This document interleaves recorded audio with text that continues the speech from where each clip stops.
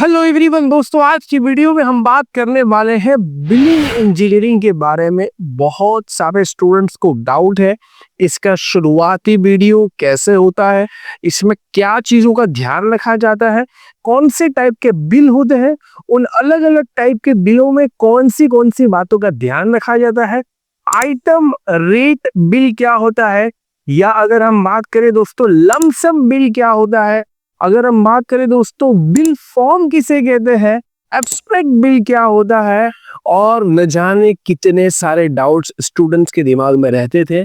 इसलिए हमने एक सोचा कि बिलिंग इंजीनियरिंग के ऊपर थोड़ा सा आपको नॉलेज दिया जाए। और एक और बात ध्यान रहे दोस्तों कि अगर आप ये वीडियो देख रहे हो तो आपको नोट और पेन के साथ रेडी रहना है। कैसे रेडी रहना है दोस्तों? नोट भी अपनी तैयार रखनी है, नोटबुक भी, और दोस्तों पेन भी तैयार रखना है। कोई कैलकुलेशन अभी नहीं करवाऊंगा, लेकिन ये बहुत ज्यादा वैल्यूएबल है। आप सारे कॉन्सेप्ट को बहुत अच्छे से सीखना चाहते हैं, समझना चाहते हैं, तो बिलिंग इंजीनियरिंग का फाउंडेशन मजबूत करना चाहते हो तो ये वीडियो को ध्यान से देखना। सिर्फ देखना ही नहीं है, आपको चीजों को नोट डाउन भी करना है। बहुत आसान अंदाज में समझाने की कोशिश करूंगा, आसान भाषा में समझाने की कोशिश करूंगा, और ब्रीफ देने की मैं आपको कोशिश करूंगा ताकि आपका फाउंडेशन मजबूत हो और आप बिलिंग इंजीनियरिंग में आगे बढ़ सको। चलिए दोस्तों, सबसे पहले तो ये जान लेते कि बिलिंग इंजीनियरिंग है क्या। What is billing engineering? ठीक है, billing engineering is a specialised role in a construction and infrastructure industry that focuses on managing, preparing, verifying and progressing या processing billing related to construction works. अब यहां पर दोस्तों सबसे पहले इतना हमने सीखा, इतना समझा, इससे क्या समझ में आया कि बिलिंग इंजीनियरिंग कंस्ट्रक्शन इंडस्ट्री में या जहां कहीं पर भी इंफ्रास्ट्रक्चर बड़ा अच्छा बन रहा है, चाहे वो कमर्शियल हो चाहे रेसिडेंशियल हो, वहां पर दोस्तों बिलिंग इंजीनियर की रिक्वायरमेंट होती है। बहुत सारे लोकल साइट पर नहीं इस्तेमाल होता, वहां पर बिलिंग इंजीनियरिंग का कॉन्सेप्ट इस्तेमाल होता है, लेकिन सिस्टमेटिक ऑर्डर में नहीं इस्तेमाल होता। जो बिलिंग के फॉर्म्स होते हैं वो प्रॉपर नहीं होते। बिलिंग का काम तो सब जगह होता है, चाहे छोटी इंडस्ट्री हो कि बड़ी इंडस्ट्री हो। लेकिन अगर दोस्तों आप बड़ी कंपनी में काम करते हो, प्रॉपर तरीके से जहां कंस्ट्रक्शन वर्क हो रहा है, वहां पर दोस्तों बिलिंग इंजीनियर अपॉइंट किया जाता है और बहुत अच्छी खासी सैलरी होती है। तो बिलिंग इंजीनियर का काम क्या होता है कि मैनेज करना, बहुत सारे तामझाम हो गए, बहुत सारे बिल्स होंगे, अलग अलग एक्टिविटीज के बिल होंगे, अलग अलग इक्विपमेंट के बिल होंगे, लेबर के बिल होंगे, मटेरियल के बिल होंगे, और बहुत सारी चीजों के बिल होंगे। तो बिल को मैनेज करना है, प्रिपेयर करना है, यानी बिल बनाना है। जी हाँ दोस्तों, बिल को वेरीफाई करना है, ये भी बिलिंग इंजीनियर का काम होता है। तो क्या होता है कि कुछ बार कॉन्ट्रैक्टर के बिलिंग इंजीनियरिंग बिलिंग तो बना रहे थे, लेकिन क्लाइंट साइड पर अगर किसी को बिल को वेरीफाई करना हो तो वेरीफाई करने का काम भी बिलिंग इंजीनियर का होता है। उसके अलावा दोस्तों प्रोसेस बिल करना, यानी दोस्तों बिल का जो अमाउंट आ चुका है, फाइनल अमाउंट, वो रिस्पेक्टिव पार्टीज को सही समय में मिल जाए, सही टाइम पर प्रोसेस हो जाए, इसकी भी जिम्मेदारी दोस्तों किसकी होगी? बिलिंग इंजीनियर की होगी। इसके अलावा दोस्तों अगर हम बात करें तो एक इंपॉर्टेंट पॉइंट है, यहां पर आप देख सकते हो, bridge between project execution team and the account and finance department. जी हाँ दोस्तों, बहुत ज्यादा इंपॉर्टेंट है, क्योंकि दोस्तों जो एग्जीक्यूट कर रहा है ना, असल में तो मटेरियल वो इस्तेमाल कर रहा है ना। जो एग्जीक्यूट कर रहा है, जो साइड पर दीवार बनवा रहा है, कंक्रीटिंग का काम करवा रहा है, तो असल में तो एक्टिविटीज को, मटेरियल को वो इस्तेमाल कर रहा है, लेबर को वो इस्तेमाल कर रहा है। उसने कितना कंज्यूम किया, कितना आ गया, कितना बाकी है, ये सब का हिसाब किताब किसके पास होना चाहिए? बिलिंग इंजीनियर के पास होना चाहिए। अगर उसने सही हिसाब किताब कर लिया तो वो हिसाब किताब किसके पास जाएगा? आगे फाइनेंस डिपार्टमेंट के पास जाएगा, जो पैसे रिलीज करने का काम करते हैं और फाइनेंस को मैनेज करने का काम। तो ये बहुत इंपॉर्टेंट चीज है। हमने जितना भी कंटेंट बनाया बहुत अच्छे रिसर्च करके बनाया, इसलिए मैंने पहले बोला था नोट लेके बैठना।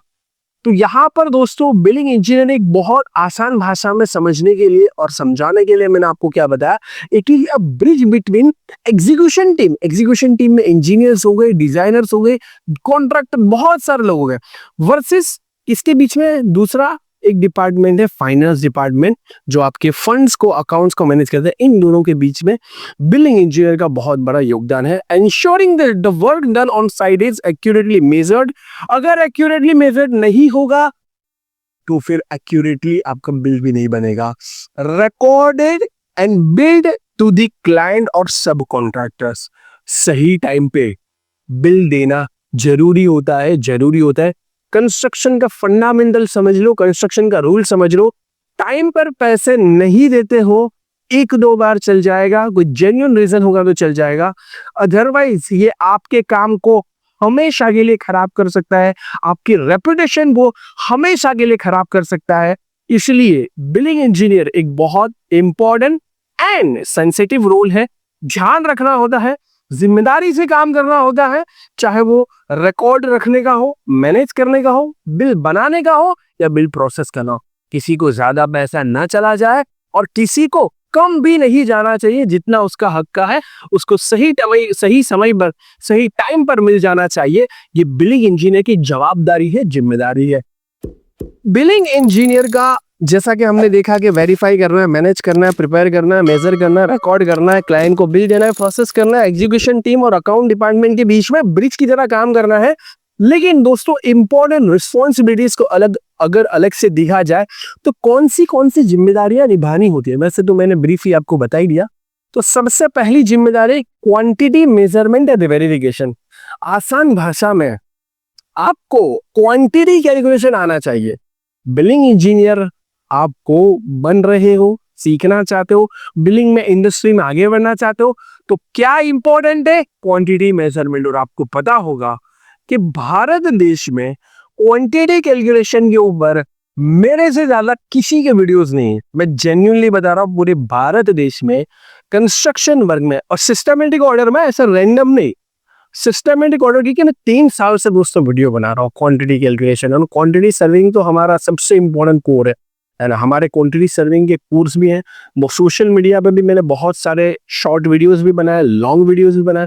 तो क्वांटिटी, अगर आपने हमारा क्वांटिटी सर्वेयर वाला मॉडल देखा है, उसमें मैं एक लाइन लास्ट में बोलता हूँ और वो लाइन ये है कि इसके बाद आप कोई भी क्वांटिटी फाइंड आउट कर सकते हो, निकाल सकते हो, क्योंकि क्वांटिटी कैलकुलेशन कोई रट्टा मार चीज नहीं है। ये फॉर्मूला की अंडरस्टैंडिंग से आता है कि कहां पर किस टाइप का फॉर्मूला बन सकता है। वहां पर वॉल्यूम को आपको समझ में आना चाहिए, एरिया को समझ में आना चाहिए और लंबाई को समझ में आना चाहिए आपके दिमाग में। तो ये दोस्तों सबसे पहली जिम्मेदारी है क्वांटिटी मेजर में। और सिर्फ और सिर्फ मेजर नहीं, अगर किसी और ने मेजर कर ली है क्वांटिटी तो आपका वेरिफिकेशन का काम होना चाहिए। यानी दोस्तों अगर साइट इंजीनियर जिसका क्वांटिटी कैलकुलेशन या क्वांटिटी मेजरमेंट का काम है या मटेरियल मेजरमेंट का काम है या वर्क मेजरमेंट का काम है, तो दोस्तों उसके काम को वेरीफाई करने के लिए भी नॉलेज चाहिएगा। एक बात ध्यान रखना, इसका बिल्कुल भी ये मतलब नहीं है कि आपको अगर ये नहीं आता और फिर भी आप वेरीफाई कर लोगे। अगर कोई चीज आपको नहीं आ रही तो आप वेरीफाई कौन से बेसिस पर करोगे? बातचीत करके क्या?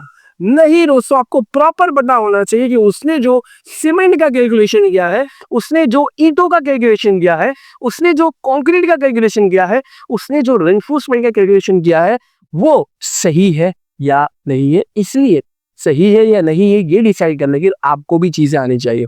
सेकंड दोस्तों, बिलिंग एंड डॉक्यूमेंटेशन है। यहां पर ही तो असली खेल है। देखो बहुत सारे लोगों को क्या लगता है कि बिल में क्या करना है, भाई ये क्वांटिटी इतने रुपए की हो गया प्राइस, ये क्वांटिटी इतने रुपए की हो गया प्राइस।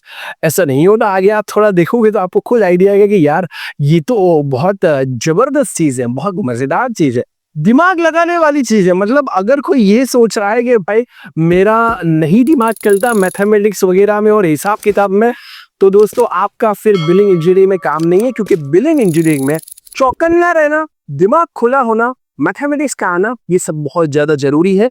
बिलिंग एंड डॉक्यूमेंटेशन में इसलिए बहुत ज्यादा इंपॉर्टेंस है ये सारी चीजें मैंने बताई, क्योंकि हर एक कॉन्ट्रैक्ट के क्लॉज होते हैं, सर्टेन क्लॉज होते हैं। ये बिलिंग के ऊपर बहुत ज्यादा इंपैक्ट करते हैं कि अगर ऐसा हुआ तो ये कंसिडर किया जाएगा, ऐसा हुआ तो ये कंसिडर किया जाएगा, डिले होगा तो ये कंसिडर किया जाएगा, अगर बीच में बिल चाहिएगा तो ये क्लॉज, बहुत सारे इंपॉर्टेंट क्लॉजेस होते हैं। इसलिए डॉक्यूमेंटेशन वर्क में भी आपकी दिलचस्पी होनी चाहिए। Rate analysis and estimation. जी हाँ दोस्तों, जैसे क्वांटिटी मेजर करते हैं तो क्वांटिटी आप मेजरमेंट तभी कर पाओगे जब आपको उसको एस्टिमेट करना आता होगा, प्राइस के साथ उसको एसोसिएट करना। यानी सिर्फ मेजरमेंट करके क्या बैठ थोड़ी जाना, मीटर क्यूब में आ गया आप क्या करेंगे।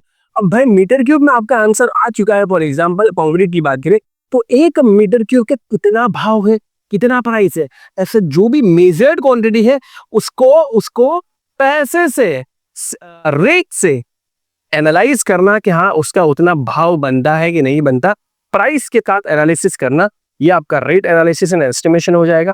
कोऑर्डिनेशन, जैसा कि मैंने ऑलरेडी बता दिया कि फाइनेंस डिपार्टमेंट के बीच में, एग्जीक्यूशन जो कर रहा है उनके बीच में एक कोऑर्डिनेशन मिलाप का काम बिलिंग इंजीनियरिंग का होगा कि हाँ भाई इन्होंने इतना काम किया है, जेन्युइनली किया है और आप इनको इतना पेमेंट करना है, तो फाइनेंस डिपार्टमेंट पे भरोसा रखेगा। और अगर आपने एज ए बिलिंग इंजीनियर गलत काम किया तो फाइनेंस डिपार्टमेंट की गलती नहीं होगी, वो आपकी गलती होगी। इसलिए आप सही डेटा, सही बिल प्रोसेस करवाए फाइनेंस डिपार्टमेंट से। फाइनेंशियल एंड कॉस्ट कंट्रोल, देखो कॉस्ट कंट्रोल इसी वजह से बिलिंग इंजीनियरिंग का बहुत अच्छा स्कोप है, भारत के अंदर भी भारत के बाहर भी। बिलिंग इंजीनियरिंग अगर सही तरीके से हो गई ना, अगर आपने सही तरीके से एक बड़ी कंस्ट्रक्शन साइट के बिल को मैनेज किया, प्रिपेयर किया, उसको प्रोसेस करवाया, depending upon the project size आप बहुत सारे पैसे बचा के दे सकते हो। जी हाँ दोस्तों, आपने सही सुना, एज अ बिलिंग इंजीनियर आप इतनी वैल्यू दे सकते हो कि आप प्रोजेक्ट की कॉस्टिंग को ऑप्टिमम कर सको, उसकी कॉस्ट को बढ़ोतरी नहीं दे सको, क्योंकि साइट पर बहुत सारी चीजें चोरी हो जाती है, वो चोरी होने वाली चीजों का भी बिल बन जाता है। साइट पर बहुत सारी चीजें वेस्ट हो जाती है, वो वेस्ट होने वाली चीज की भी अकाउंटिंग नहीं होती। एक आगे आएगा इसके अंदर टाइप के अंदर रिकॉन्सिलेशन बिल, उसके अंदर यही होता है कि भाई कितना मटेरियल इस्तेमाल हुआ, कितना बाकी रह गया है और कितना आया था, डिफरेंस कितना है, ये सब कुछ ध्यान से चेक करके, तो अगर आपने सही टाइम पर सही अमाउंट प्रोसेस किया, और यही रिक्वायरमेंट होता है, इसीलिए बिलिंग इंजीनियर को हायर करते हैं, तो बहुत सारा पैसा प्रोजेक्ट का वो बचा के दे सकता है। इसीलिए इसको बोलते हैं दोस्तों, कॉस्ट कंट्रोल करने में बिलिंग इंजीनियर का बहुत अच्छा, बहुत बड़ा योगदान है। और अगर आप पैसे बचा सकते हो तो आपकी वैल्यू, सोच लो आपकी वैल्यू बढ़ी जाएगी ना, आपको एक बहुत रिस्पेक्टेड नजर से और बहुत रिस्पेक्ट के साथ आपके काम को देखा जाएगा, अगर आप कॉस्ट बचा के देते हो क्लाइंट को भी और साथ में जो काम कर रहा है उनके, या जिनके बिहाफ में आप प्रोजेक्ट कर रहे हो उनके। तो कॉस्ट कंट्रोल ये ध्यान है। कंप्लायंसेस एंड रिपोर्टिंग, दोस्तों जैसा कि मैंने बताया कि अलग अलग टाइप के क्लॉज होंगे, अलग अलग government bodies, central government bodies, या अगर हम बात करें स्टेट गवर्नमेंट बॉडीज, उसके लिए बहुत सारी चीजें आपको ध्यान रखनी होगी, कंप्लायंसेस के बारे में भी ध्यान रखना होगा। और जब आपका चीजें रेडी हो जाए तो उसको सही टाइम पे सही जगह पर रिपोर्ट करना, ये भी आपकी एक जिम्मेदारी है। तो रोल एंड रिस्पॉन्सिबिलिटीज आपको समझ में आ चुकी होगी। Quantity measurement and verification, billing and documentation, rate analysis and estimation, coordination, अलग अलग टीम के बीच में कोऑर्डिनेट करवाना, financial and cost control, compliances and reporting. अब दोस्तों आपको बहुत अच्छे से क्लियर हो गया होगा, उम्मीद करता हूं अभी तक, कि बिलिंग इंजीनियर कितना वैल्यूएबल रोल है अगर हम कंस्ट्रक्शन इंडस्ट्री में बात करें। एक और इम्पोर्टेंट चीज यहां पर मैं बताना चाहता हूं, सबसे बेस्ट किसके लिए है, किसको बिलिंग इंजीनियरिंग में आगे बढ़ना चाहिए। मेरे हिसाब से जिसने सिविल इंजीनियरिंग डिग्री बहुत अच्छे से कंप्लीट की है, बहुत अच्छे से मतलब बहुत अच्छे से, यानी गेट वगैरह का एग्जाम भी दिया है, थोड़ा कॉम्पिटिटिव उसके अंदर एक भावना है कि हाँ वो चीजों को झेल सकता है, चीजों को कैलकुलेट कर सकता है, चीजों को एनालिसिस कर सकता है, दिमाग बहुत अच्छा है जिसका, जिसने अच्छे सीजीपीए के साथ सारे सब्जेक्ट को समझा है, कॉम्पिटिटिव एग्जाम, गेट, एसएससी या कोई अच्छी एग्जाम दी है, जिस वजह कुछ अच्छा खासा कर गया है, उनके लिए बिलिंग इंजीनियरिंग बहुत आसान भी हो जाएगा और बहुत बढ़िया भी स्कोप हो जाएगा। इसका बिल्कुल भी ये मतलब नहीं कि बाकी लोगों के लिए नहीं है, मैंने क्या बोला कि आइडियल उनके लिए है कि जिन्होंने सिविल इंजीनियरिंग डिग्री 4 साल का बहुत अच्छा कंप्लीट किया है, उनके लिए बिलिंग इंजीनियरिंग में बहुत अच्छा मौका है। 4 साल का आपने अगर सिविल इंजीनियरिंग कंप्लीट किया है, या कंस्ट्रक्शन फील्ड में कहीं पर भी हो, कोई डिजाइनिंग सेक्टर में हो, या कोई एग्जीबिशन सेक्टर में हो, या कोई साइट सुपरवाइजर सेक्टर में हो, या साइट इंजीनियरिंग वाले सेक्टर में हो, या क्वांटिटी सर्वेयर के तौर पर हो, वहां से आपको अपनी प्रोफाइल को स्विच करना है। यानी प्रोफाइल को एक डायरेक्शन में ले जाना है कि भाई मैं एक जनरल प्रोफाइल में हूँ, ये साइड का यार मेरे को कभी क्वांटिटी मेजर करनी पड़ती है और कभी मेरे को लेबर वालों के साथ भी बात करनी पड़ती है, मटेरियल वालों के साथ। जनरल काम साइड पर मजा नहीं आ रहा, मुझे तो ऑफिस में बैठकर बिलिंग का काम करना है। तो अगर आपके पास जेन्युइन स्किल है तो आप डेफिनेटली बिलिंग इंजीनियरिंग को ही फोकस रखिए, बहुत अच्छा इसमें करियर बना सकते हो। बहुत जरूरी पोजीशन है ये साइट पर। और जो बहुत सारे कॉन्ट्रैक्टर्स और बिल्डर्स भी हमारे साथ जुड़े हुए हैं, उनसे मैं विनती करना चाहता हूँ, उनसे मैं निवेदन करना चाहता हूँ कि 40-50 हजार बचाने के चक्कर में 40-50 हजार बचाने के चक्कर में आप बहुत सारा अपनी साइट का नुकसान कर रहे हो, बहुत सारा घाटा कर रहे हो। इसलिए साइट के ऊपर बिलिंग इंजीनियर, पूरे कंस्ट्रक्शन प्रोजेक्ट के अंदर बिलिंग इंजीनियर रखे। बड़ा कंस्ट्रक्शन प्रोजेक्ट है तो बिलिंग इंजीनियर्स रखे, एक से ज्यादा भी रख दे कि एक सेगमेंट ये देखे, एक सेगमेंट देखे, मल्टीपल आपस में कोऑर्डिनेट कर ले।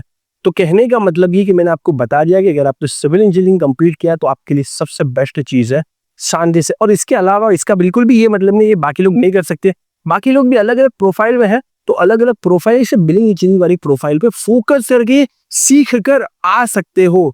जब भी इंटरव्यू लिया जाएगा तो बिलिंग के क्वेश्चंस होंगे, आपको क्या पता है CPWD स्पेसिफिकेशन है, IS 1200 आगे मैं बात करने वाला हूँ, ये सब चीजें पता है कि नहीं पता। क्योंकि अगर आपको नहीं पता मोड ऑफ मेजरमेंट क्या है तो आप क्या ही बिल बनाओगे, क्या ही बिल बनाओगे। और मेरा काम यहाँ पर यही है, जितने भी लोग मुझसे जुड़े हुए हैं, जितने भी लोग हमारे सिंप्लीफाइड एकेडमी के साथ जुड़े हुए हैं, मेरा काम यह है कि उनको सही रास्ता दिखाऊं, उनको सही नॉलेज दूं, ताकि वो अपना इंटरव्यू भी क्रैक कर पाए, अपना एक माइंडसेट बना पाए और खूब सारी मेहनत कर पाए। बिना मेहनत के कुछ हासिल नहीं होगा। आपको अगर बिलिंग इंजीनियरिंग में जाना है तो दोस्तों बहुत ज्यादा मेहनत करनी होगी, क्योंकि रिस्पॉन्सिबिलिटी भी उतनी ज्यादा वैल्यूएबल है और पैसे भी ज्यादा मिलेंगे, पैसे भी अच्छे मिलेंगे। जी हाँ, ये सच्चाई है, साइड रियलिटी, लेकिन मेहनत खूब है यहाँ पर। चलो, तो जैसा कि मैंने ऑलरेडी बहुत सारी तारीफ कर दी और बहुत सारी चीजें बता दी, तो ये एग्जीक्यूशन नहीं है, एग्जीक्यूशन कर रहा है उसका मेजरमेंट है, उसका वेरिफिकेशन है। ये डिजाइन नहीं है। ऑटोकैड 2D 3D या मटेरियल की लाइब्रेरी से बहुत अच्छा आपने चमका दिया अपने डिजाइन को, नहीं दोस्तों। बिलिंग इंजीनियरिंग में डिजाइनिंग के माध्यम से किसी चीज को चमकाना भी नहीं है, ना ही उसमें 2D 3D की रिक्वायरमेंट है और ना ही उसमें साइड पर पसीना रोज बहाने की रिक्वायरमेंट है। लेकिन दोस्तों, अगर आपने सही तरीके से नहीं किया बिलिंग को, तो आपको AC में बैठ कर भी पसीने आ सकते हैं। जी हाँ दोस्तों, ये सच्चाई है, क्योंकि मामला यहाँ पर पैसों का है। आसान भाषा में बिलिंग एक तरीके से अकाउंटिंग है, एक तरीके से कंस्ट्रक्शन फील्ड के अंदर हिसाब किताब का काम है, जिम्मेदारी वाला काम है। बियॉन्ड डिजाइन एंड एग्जीक्यूशन में है। जिनको डिजाइन से बहुत लगाव होता है उनको डिजाइन ही करनी चाहिए, जिनको एग्जीक्यूशन में मास्टरी होती है उनको एग्जीक्यूशन ही करना चाहिए। लेकिन दोस्तों, अगर आप एग्जीक्यूशन में हो और नहीं मजा आ रहा, बिलिंग में आपको सीख कर आगे जाना है, तो आपको जरूर से जाना चाहिए। अगर हम बात करें दोस्तों कि ये कंस्ट्रक्शन इंडस्ट्री में कितना इंपॉर्टेंस रखता है या कितना जटिल कार्य है, दोस्तों जैसा कि मैंने आपको पहले ही बताया, कुछ लोगों को जो लगता है कि भाई quantity price, quantity price, quantity price हो गया बिल। दोस्तों ऐसा नहीं है। बिलिंग इंजीनियरिंग के अंदर सबसे इंपॉर्टेंट जो सेगमेंट है ना, वो डॉक्यूमेंटेशन का है कि भाई कॉन्ट्रैक्ट की टर्म्स एंड कंडीशन क्या है, मोड ऑफ मेजरमेंट क्या है, पेमेंट देने की तारीख क्या है, पेमेंट देने के स्टेजेस क्या है, कौन कौन से एग्जीक्यूशन वर्क काउंट हो गए, कभी कोई अगर काम एक्स्ट्रा हो जाएगा तो उसको एक्स्ट्रा आपको बिल जनरेट करने पड़ेंगे, अलग अलग टाइप के बिल जनरेट है। कभी प्राइस में वेरिएशन होगा तो प्राइस एस्केलेशन के फॉर्मूलाज को भी अकाउंट करना पड़ेगा। बहुत जबरदस्त चीज है और उसका कैलकुलेशन प्रॉपर तरीके से आपको करना होगा। तो कहने का मतलब ये है कि ये बिलिंग इंजीनियरिंग के अंदर बहुत सारी चीजें आपको ध्यान रखनी होगी। कंस्ट्रक्शन इंडस्ट्री में एक वन ऑफ दी कॉम्प्लेक्स चीज है जिसको आप रिजॉल्व करने बैठे हो बिलिंग इंजीनियरिंग के माध्यम से। जैसा कि मैंने दोस्तों आपको बताया कि IS 1200, इससे बहुत सारे पार्ट, पार्ट 1, 2, 3, 20, 25, 27, 28 बहुत सारे पार्ट्स है। डिपेंडिंग अपॉन द रिक्वायरमेंट आप उस पार्ट्स को सिलेक्ट कर सकते हो। अच्छी बात यह दोस्तों कि मैं तैयारी करके आपके पास आया हूं, तो मैंने IS 1200 का पहला पार्ट आपके सामने रखने की कोशिश की है। आपको ये सारी हमारी आईएएस कोड की फ्री लाइब्रेरी के अंदर भी मिल जाएगी और डाउनलोड करना आजकल तो इसको बहुत आसान है, तो कोई ये बड़ी बात नहीं है, ठीक है। यहाँ पर जैसा कि आप देख सकते हैं, लेकिन डाउनलोड करके करते क्या भाई? डाउनलोड तो दुनिया में इतनी सारी चीजें हो सकती है, लेकिन डाउनलोड करके क्या करें भाई? आपके पास उसकी जानकारी नहीं होगी ना, तो डाउनलोड करने का क्या फायदा?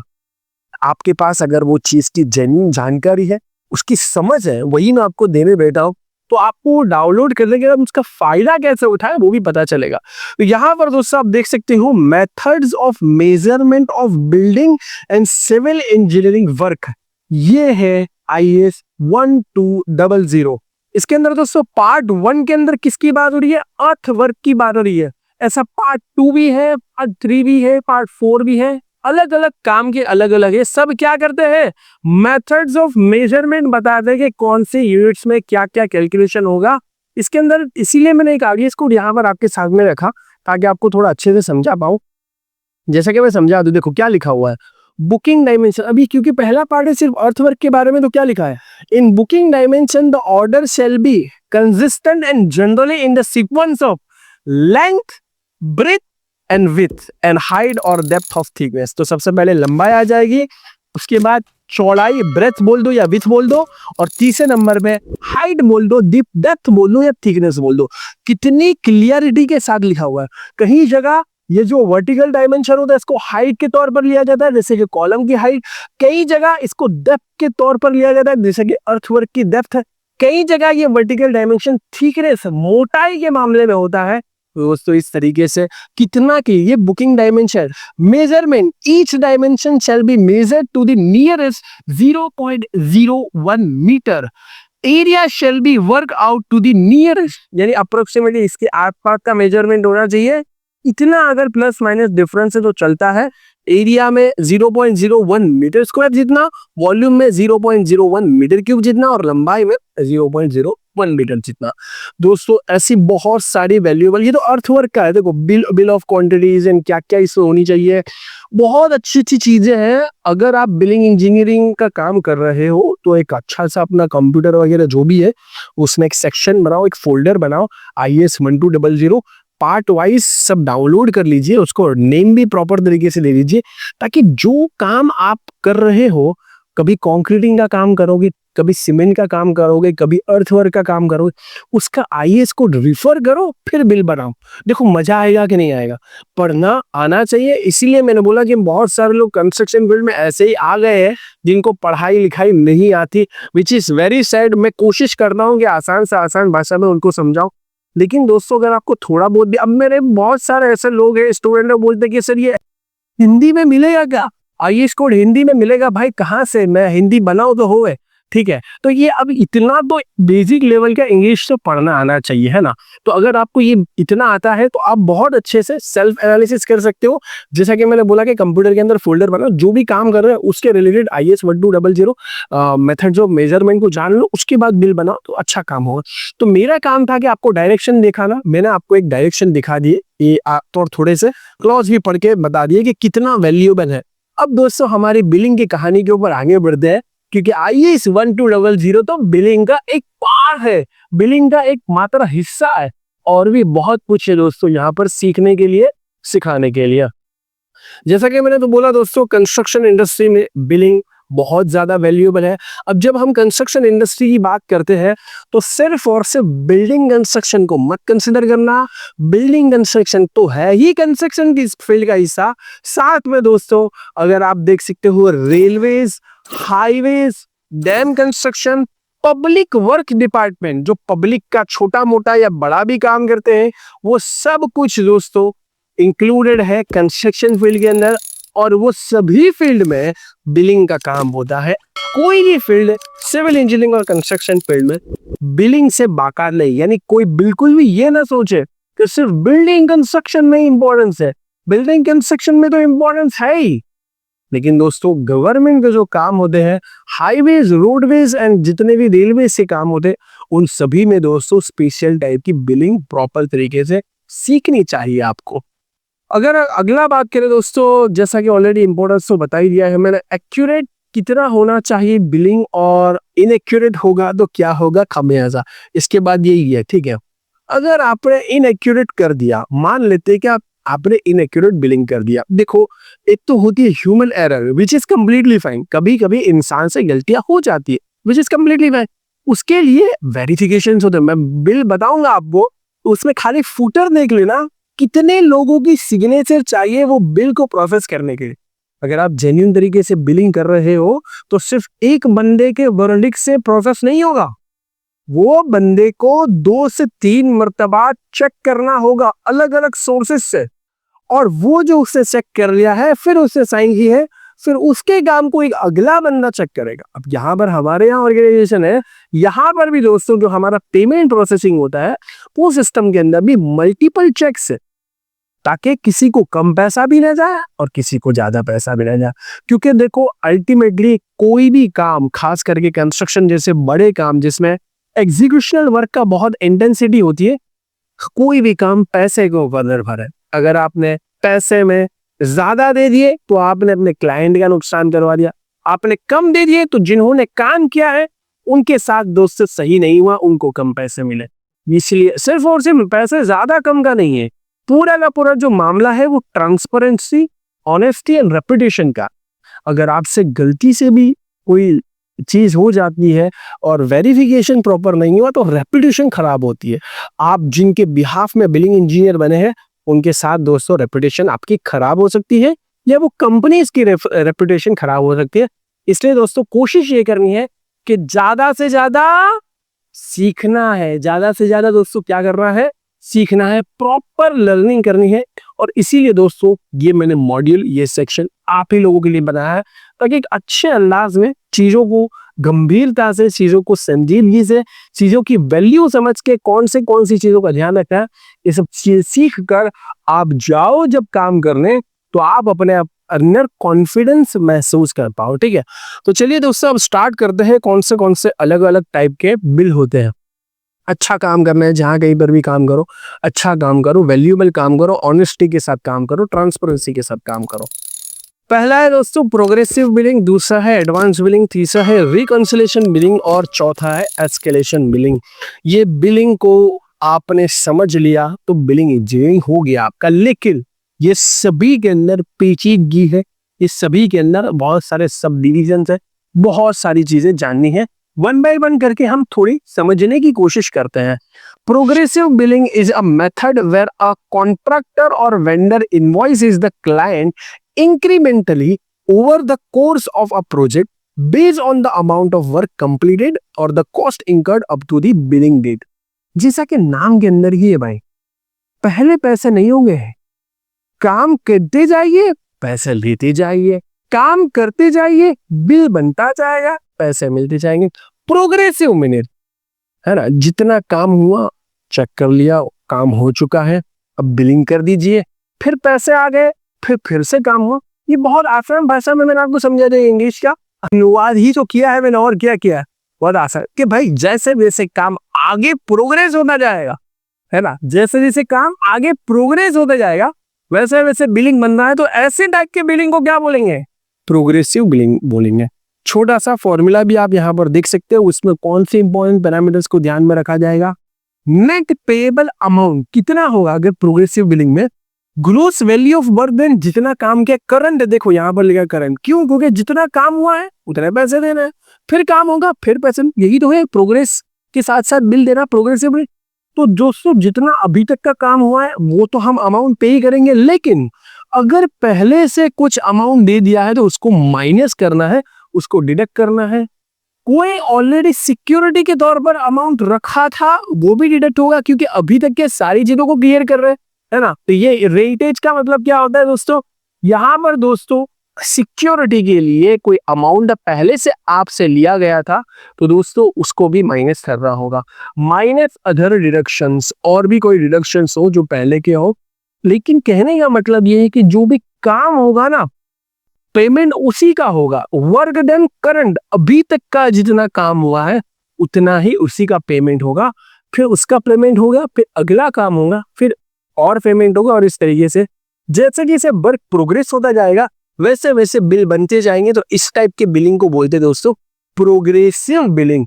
ज्यादातर बिलिंग दोस्तों आपको इसी टाइप से देखने को मिल सकते हैं कंस्ट्रक्शन इंडस्ट्री में। सेकेंड है दोस्तों एडवांस बिलिंग। जैसा कि नाम के अंदर ही एडवांस, पहले से दे दो भाई, पहले से पैसा दे दो। Advance billing is the practice of invoicing a client for a goods और services before they have been deliver और कंप्लीटेड। कंप्लीट होने से पहले, डिलीवरी से पहले। In a large project like engineering and construction this is typically done to secure funds and essential upfront cost. Upfront cost का क्या मतलब होता है दोस्तों कि जो पहले से लगने वाली है, ये एडवांस बिलिंग के बारे में आएगा भी, तब मैं वहां पर थोड़ा सा ब्रीथ भी कर दूंगा कि भाई लेबर है। अब लेबर आपको किसी पर्टिकुलर जगह से, गांव से बुलवाना है। अब लेबर गांव से क्यों आए भाई इतना अपना ट्रेन का खर्चा करके, क्योंकि बहुत सारे दूर दराज गांव से आते हैं। और फिर जब वो 1 महीना काम करेगा फिर उसको पैसे मिलेंगे, तो भाई वो पहले ट्रेन में से आएगा कैसे? और ऐसे एक लेबर नहीं होगे, बहुत सारे लेबर होंगे, तो सबको पहले कुछ ना कुछ शुरुआत में पैसे दे रहे थे। अब इतने सारे लोगों को शुरुआत में पैसे दोगे तो आपके पास कहाँ से पैसे आएंगे भाई? तो आप फिर आगे बोल दोगे कि भाई मैं इस वजह से, लेबर की वजह से मुझे देने, ये मैं एडवांस बिलिंग कर रहा हूँ, मुझे थोड़ा सा एडवांस दीजिए। या फिर आपको ऐसा कोई कंस्ट्रक्शन इक्विपमेंट है जो कंस्ट्रक्शन में जरूरी है, वो कंस्ट्रक्शन इक्विपमेंट बहुत महंगा आता है, बहुत महंगा आता है कंस्ट्रक्शन इक्विपमेंट। मान लेते कि आप जेसीबी या और कोई ऐसा कंस्ट्रक्शन क्रेन वगैरह ले रहे हो, आप भले ही बड़े हो, थोड़ा बहुत फंड्स तो आपके पास होगा ही, लेकिन फिर भी अगर एक पर्टिकुलर प्रोजेक्ट के लिए ही सिर्फ आप इस्तेमाल करने वाले हो और उसको आपको खरीदना है, तो आप क्या होंगे भाई, एक काम करो, आपके प्रोजेक्ट में ही इस्तेमाल होने वाला है और अभी मैं उसका परचेस करूंगा तो खर्चा तो लगेगा, या उसका जो भी डाउन पेमेंट होगा वो तो देना पड़ेगा, तो आप इसका मुझे एडवांस बिलिंग कर दीजिए, यानी पहले से बिल दे दीजिए। अभी काम चालू नहीं हुआ फिर भी लेबर को देना पड़ेगा, अभी काम चालू नहीं हुआ फिर भी दोस्तों हमें इक्विपमेंट के लिए खर्चा करना पड़ेगा। तो ये सब सारी एडवांस बिलिंग है। उसके बाद दोस्तों reconciliation billing, this is the one of the most important type of billing, जिसके अंदर दोस्तों अकाउंटिंग प्रोसेस को कंपेयर किया जाता है अलग अलग सोर्सेस से और इंश्योर किया जाता है कि जो भी पेमेंट है, जो भी काम यहाँ पर हुआ है, वो प्रॉपर तरीके से हुआ है कि नहीं हुआ। इसका मतलब ये हुआ कि काम कंप्लीट हुआ है कि नहीं हुआ। पहले कंप्लीट हुआ है तो कितना मटेरियल रिसीव हुआ है, कितना बच गया है, कितनी सर्विसेज अभी बाकी है, कोई डिस्प्यूट हो सकता है या नहीं हो सकता, बाद में मगजमारी ना हो। आसान भाषा में ये रिकॉन्सिलिएशन बिलिंग का मतलब क्या है? चेक करना, कि भाई चेक करते कितना मटेरियल इस्तेमाल हो गया, चेक कर दे कितना काम कंप्लीट हो गया, कितना मटेरियल अभी हमारे पास इस्तेमाल नहीं हुआ लेकिन पड़ा हुआ है, डिलीवरी तो हो चुकी है। ये सब बातें चेक करेंगे तो फ्रॉड के चांसेस कम है, डिस्प्यूट के चांसेस कम है, ठीक है, क्योंकि आपने इसको रिकॉन्सिल कर दिया मल्टीपल सोर्सेज से, क्या कर ले, चेक। तो क्या होता है कि भाई आपने ईंटें मंगवा ली दीवार बनाने के लिए, ठीक है, अब आपने ईंटें मंगवा ली दीवार बनाने के लिए और दीवार बन रही है, दीवार बहुत बड़ी है। अब इसमें आ गया एक बिलिंग का प्रोसेस कि भाई बिलिंग साइकिल आ गई, ठीक है। अब बिल तो पे करना है, किसको देना है? ईंटों वालों को, मटेरियल वालों को देना है। और मोटार जो आप बनवा रहे हो उसके लिए जो आपको सीमेंट चाहिए या एग्रीगेट चाहिए, फाइन एग्रीगेट सैंड चाहिए, उसका बिलिंग करना है। तो आपको पहले ये डिसाइड करना होगा कि पहले मैं जाकर देखूं तो खरी कि कितनी ईंटें अभी तक यूटिलाइज हो चुकी है, कितनी ईंटें उन्होंने भेजी है, कितनी ईंटों का पेमेंट मुझे करना है। तो जो मैं पेमेंट मान लो कि 1000 ईंटों का करो, एग्जाम्पल दे रहा हूँ जो समझाने, अगर मुझे 1000 ईंटों का पेमेंट करना है तो 1000 ईंटें पहले तो डिलीवर होनी चाहिए। अगर ये प्रोग्रेसिव बिलिंग है तो एडवांस है तो फिर तो वो तो पता ही होगा कि भाई बाद में आएगी, वो तो पता ही। लेकिन अगर 1000 ईंटों का बिलिंग मांगा गया है तो आपको चेक करना होगा कि 1000 ईंटें इस्तेमाल हुई है। चलो मान लेते कि 800 इस्तेमाल हुई है, 800 दीवार बनने के अंदर इस्तेमाल हुआ है, 200 जो है वो अभी भी पड़ी हुई है। या मान लेते कि 200 पड़ी नहीं हुई, 150 पड़ी हुई है। देखो 1000 का क्या करना है दोस्तों, 1000 का हमें बिलिंग करना है, 800 इस्तेमाल होगी। मैं समझा रहा हूँ कि कहाँ कहाँ हो सकता है, 800 ही इस्तेमाल हुई है, 200 जो है वो पूरी नहीं पड़ी हुई, 150 पड़ी हुई है। तो आपने देखा कि यार 800 इस्तेमाल हुई है, 150 अभी भी हमारे पास पड़ी हुई है, तो कितने हुए ये? तो 950 हुए। तो 50 ईंटों का क्या, तो 50 ईंटें फिर आपको एग्जीक्यूशन वाले बताएंगे कि सर आप तो बहुत ही हमारी पकड़ रहे हो गर्दन, ये सर 50 ईंटें हमारे वेस्टेज में चली गई। कहीं पर हमने आधा बेड, छोटा टुकड़ा, बड़ा टुकड़ा, इससे हिसाब से अरेंजमेंट किया था।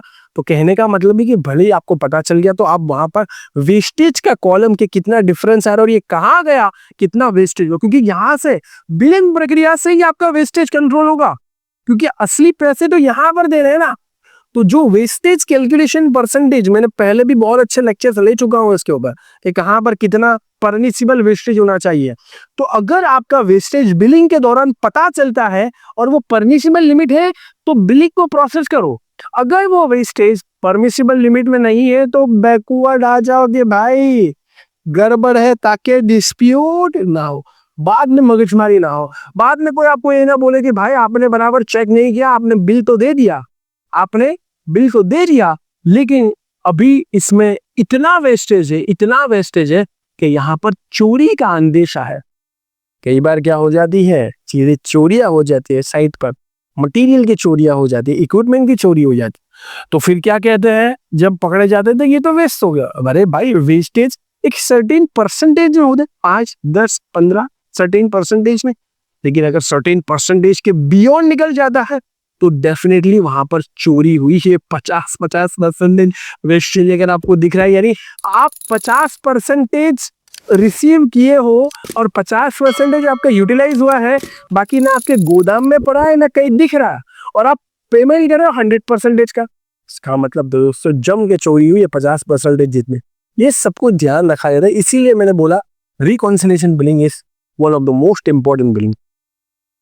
अगला है दोस्तों एस्केलेशन बिलिंग। नाम के अंदर ही एस्केलेट, जब प्राइस बढ़ गया या जब प्राइस वेरिएशन हो गया, इसी के अंदर आता है फ्लक्चुएशन बिलिंग। ठीक है, तो जब प्राइस फ्लक्चुएट हो गया, भाई आपने जब प्रोजेक्ट स्टार्ट किया था, मान लेते हैं कि 2025 में, और प्रोजेक्ट पहुंच गया 2030 में। 2025 में जो भाव ताल तय हुआ था, cement, sand, aggregate, reinforcement, tiles, material, जो भी चीजें हैं, क्या ये जो 2025 वाला भाव है ये 2030 में सेम होगा? 2030 5 साल के बाद सेम होगा? जबकि प्रोजेक्ट कंप्लीट होने में बड़े बड़े लॉन्ग टर्म ड्यूरेशन लगते हैं। इतना समय जाने के बाद वो सेम नहीं होगा। प्राइस में क्या हो जाएगी? बढ़ोतरी हो जाएगी। इन्फ्लेशन की वजह से आप उन्हीं पैसों में कम खरीदी कर पाओगे। तो ये सब प्राइस के अंदर वेरिएशन हुआ है। जब प्राइस के अंदर वेरिएशन हुआ है, और वो क्लॉज होना चाहिए प्रॉपर कि if the price is change, और ये इसको कैसे चेक करना है वो मैं बता दूंगा। तो आपको वो क्लॉज मेंशन करवाना है, और मेंशन होना ही चाहिए कि भाई प्राइस में गड़बड़ी हुई, लेबर में स्ट्राइक हो गई, या लेबर का अगर हमारा एडिशनल कॉस्ट हो गया, कुछ भी हुआ, तो हम उससे चार्ज करेंगे भाई, वो आपसे चार्ज करेंगे। ठीक है, तो ये सब कुछ दोस्तों जो भी वॉलेटिलिटी है मार्केट के अंदर, अनएक्सपेक्टेड वॉलेटिलिटी है, चाहे वो मटेरियल के प्राइस के इंक्रीमेंट के अंदर हो, चाहे वो लेबर के प्राइस के अंदर, इक्विपमेंट के अंदर हो, या किसी भी चीज के अंदर इंक्रीमेंट का अंदेशा हो, तो ये क्लॉज आप लगा लीजिए ताकि आप एस्केलेशन बिलिंग कर पाए कि भाई हमारी बात तो 400 की हुई थी, लेकिन क्योंकि अब ये 5 साल लॉन्ग टर्म प्रोजेक्ट है, तो अब मैं इस साल का जो बिलिंग करूंगा वो 400 के हिसाब से नहीं करूंगा, 475 के हिसाब से करूंगा। लेकिन वो तभी कर पाओगे जब मेंशन प्रॉपर तरीके से होगा। ये सब ध्यान में रखने की चीज है। तो एस्केलेशन बिलिंग का मतलब आप दोस्तों समझ चुके हैं। अब थोड़ा डीप डाइव करते हैं सभी के अंदर, क्या कहते हैं, थोड़ा सा अंदर घुस से थोड़ा डीप डाइव करते हैं। Progressive billing. प्रोग्रेसिव बिलिंग में पहला है दोस्तों आइटम्स और शेड्यूल रेट बिलिंग। बहुत सिंपल है, बहुत सिंपल। आइटम रेट बहुत हवा नहीं है, बहुत सिंपल है। कोई भी पर्टिकुलर एक्टिविटी, कोई भी पर्टिकुलर आइटम को आप कंप्लीट करते हो, उसी का बिलिंग चाहिए, या फिर उसको आधा भी करते हो, जितना भी करते हो। इसलिए दोस्तों आइटम और शेड्यूल रेट बिलिंग के अंदर पहली चीज बहुत इंपॉर्टेंट है, स्कोप ऑफ वर्क। कितने काम हो गए इसमें, कौन से नंबर ऑफ वर्क हो गए, कितने क्वांटिटीज में होंगे, कितने मेजरमेंट में होंगे, कितने वॉल्यूम में होंगे, जो भी मेजरमेंट के अलग अलग, और उसका फाइनल रेट क्या डिसाइड हुआ है। अगर ए चीज है तो ए चीज से 5 रुपए डिसाइड हुए हैं, तो काम ए हुआ होगा तो 5 मिलेंगे। काम बी हुआ है, उसके 10 रुपए डिसाइड है, तो काम बी कंप्लीट हुआ है तो उसके 10 रुपए मिलेंगे, काम सी कंप्लीट होगा तो 25 रुपए मिलेंगे, तो काम सी कंप्लीट हुआ है उसका। तो आपको पहले काम को, स्कोप ऑफ वर्क को डिसाइड करना पड़ेगा कि भाई सिर्फ दीवार बनानी, सिर्फ कंक्रीटिंग करना है, ठीक है, या अगर कुछ ज्यादा भी चीजें करनी हो तो सारी चीजें इंक्लूडेड है, स्कोप ऑफ वर्क क्लियर होना चाहिए। दूसरा, जो भी स्कोप ऑफ वर्क के अंदर चीजें आ रही है उन सब के रेट बहुत क्लियर होने चाहिए, बहुत ही ज्यादा क्लियर होनी चाहिए। तीसरा दोस्तों, इसकी जो भी आपने काम किया है उसकी measurement sheet as a billing engineer चाहे आप प्रिपेयर करवाओ या वेरीफाई करो, बहुत जरूरी है। चौथा, बिल एब्स्ट्रैक्ट, यहां पर तो मेजरमेंट होगा, यहां पर दोस्तों प्राइस भी होगा, मेजरमेंट के कोरस्पॉन्डिंग प्राइस भी होगा, बिल एब्स्ट्रैक्ट। और फाइनली बिल फॉर्म के ये इतने परसेंटेज जीएसटी के साथ ये तारीख को प्रोसेस होगा। मैं यहाँ पर लेकर आता हूँ कुछ चीजें आपके लिए, बिल फॉर्म लेकर आता हूँ मैं आपके लिए, बिल एब्स्ट्रैक्ट लेकर आता हूँ, मेजरमेंट शीट लेकर आता हूँ, आप रेडी रहिए चीजों को सीखने के लिए, चीजों को पढ़ने के लिए। तो सबसे पहले मैं आपके लिए मेजरमेंट शीट लेकर आता हूँ। मेजरमेंट शीट दोस्तों आपको यहाँ पर विजिबल होगी, बहुत अच्छे से आपको दिख रहा होगा। ये एक बहुत सिंपल, और जैसा कि अभी मैंने अच्छी बात है कि बता भी दिया आपको, देखो आपको अच्छी बात है कि आईएएस कोड के रेफरेंस से बता भी दिया कि बुकिंग ऑफ डायमेंशन कैसे होना चाहिए। ये आइडियली बहुत, ये मतलब हम मन से नहीं कर रहे हैं, ये पहले लंबाई को हम मन से नहीं कर रहे हैं भाई। ऐसा होता है बहुत बार क्लासेस के अंदर भी कि भाई उनको मेजरमेंट को बड़ा बोला जाता है, पहले कोई हाइट ले लेता है, पहले कोई चौड़ाई ले लेता है, कोई नहीं नहीं नहीं नहीं नहीं दोस्तों, ये जो फॉर्मेट बना है ये मैंने पहले ही बताया कि आईएएस 1200 के ऐसे बहुत सारी चीजों को एनालिसिस करके हम यहाँ पर रख रहे हैं आपके सामने। तो आप यहाँ पर देख सकते हो, हमने ये क्लॉज पढ़ा भी शुरुआत में आगे कि in booking dimension the order shall be consistent. ऐसा नहीं कि भाई कभी पहले लंबाई को लिख दिया बाद में कभी पहले चौड़ाई को, नहीं। तो the order should be consistent and generally in the sequence of length, उसके बाद ब्रेथ बोल दो या विड्थ बोल दो, उसके बाद हाइट, डेप्थ या थिकनेस बोल दो। यही ऑर्डर दोस्तों आपको यहाँ पर देखने को मिलेगा, लेंथ, विड्थ और हाइट। चलो, तो ये ऑर्डर में हमारा क्या होना चाहिए, मेजरमेंट होना चाहिए, कितनी क्वांटिटी हर एक काम भी, यहाँ पर आइटम्स होंगे, इसीलिए देखो क्या बोलते हैं आइटम रेट, हर एक आइटम का स्कोप डिसाइड है और उसके रिलेटेड उसका प्राइस डिसाइडेड है, ठीक है। तो लेकिन उसका पहला सबसे पहली चीज क्या है, मेजरमेंट करना। एक बार स्कोप डिसाइड हो जाए, एक बार ये डिसाइड हो जाए क्या प्राइस है, प्राइसिंग वगैरह डिसाइड हो जाए, उसके बाद दोस्तों उसको मेजर कर लो। ये आपको contractor name, working site, engineering name, इसमें वेरिएशन आप कर सकते हो, जनरली इतना लिखा जाता है। और भी कोई चीज ऐड करना चाहते हो, ये हेडर वाला सेक्शन कहा जाएगा। बिल नंबर, बिल रेट, जो कुछ भी आप लिखना चाहते हो ये सब हेडर वाला सेक्शन प्रॉपर तरीके से होना चाहिए। आपको जो डिजिटल नोट्स भी मिल रही है उसमें भी दिया गया होगा। और ये सब फॉर्मेट दोस्तों अगर आप साइट पर काम करते हो तो आपके पास होंगे, नहीं होंगे तो आप हमारे फॉर्मेट से भी डाउनलोड कर सकते हो। तो ये हेडर वाला सेक्शन दिख रहा होगा, अलग अलग आइटम दिख रही होगी, कितना कौन से आइटम के कितने नंबर इस्तेमाल हुए हैं, कितनी बार उसका मल्टीप्लीकेशन करना है, ठीक है, वो सारी यहाँ पर होगी। जैसे मान लेते कि कॉलम बनाई, कॉलम की आ गई, एक कॉलम की लंबाई, चौड़ाई और हाइट आ गई, ठीक है। लेकिन ऐसी 10 कॉलम, तो नंबर ऑफ कॉलम 10 हो जाएगी, तो यहाँ पर 10 से मल्टीप्लाई करना होगा, फिर ये सारी चीजों को तब जाके टोटल बनेंगे। रिमार्क में आप लिख सकते हो, एडिशनल कोई भी चीज लिख सकते हो। रिमार्क में अगर आप लिखना चाहो तो एडिशनल कोई भी चीज लिख सकते हो कि भाई ये कॉलम सर्कुलर है, रेक्टेंगुलर है, या कॉलम के अंदर कोई भी ऐसी खास बात जो आपको रिमार्क के तौर पर रखनी हो। तो इस तरीके से दोस्तों ये हमारी हो जाएगी मेजरमेंट शीट। उसके बाद दोस्तों अगला है बिल एब्स्ट्रैक्ट। बिल एब्स्ट्रैक्ट के अंदर दोस्तों अब यहाँ पर प्राइस भी आएगा। जी हाँ दोस्तों, वहां पर सिर्फ और सिर्फ मेजरमेंट था कि भाई मीटर क्यूब में हुआ, ठीक है। अगर कोई सिंगल डायमेंशन है तो लंबाई में होगा, अगर कोई एरिया वाइज चीज है तो मीटर स्क्वायर में होगा, जो भी है वो, ठीक है।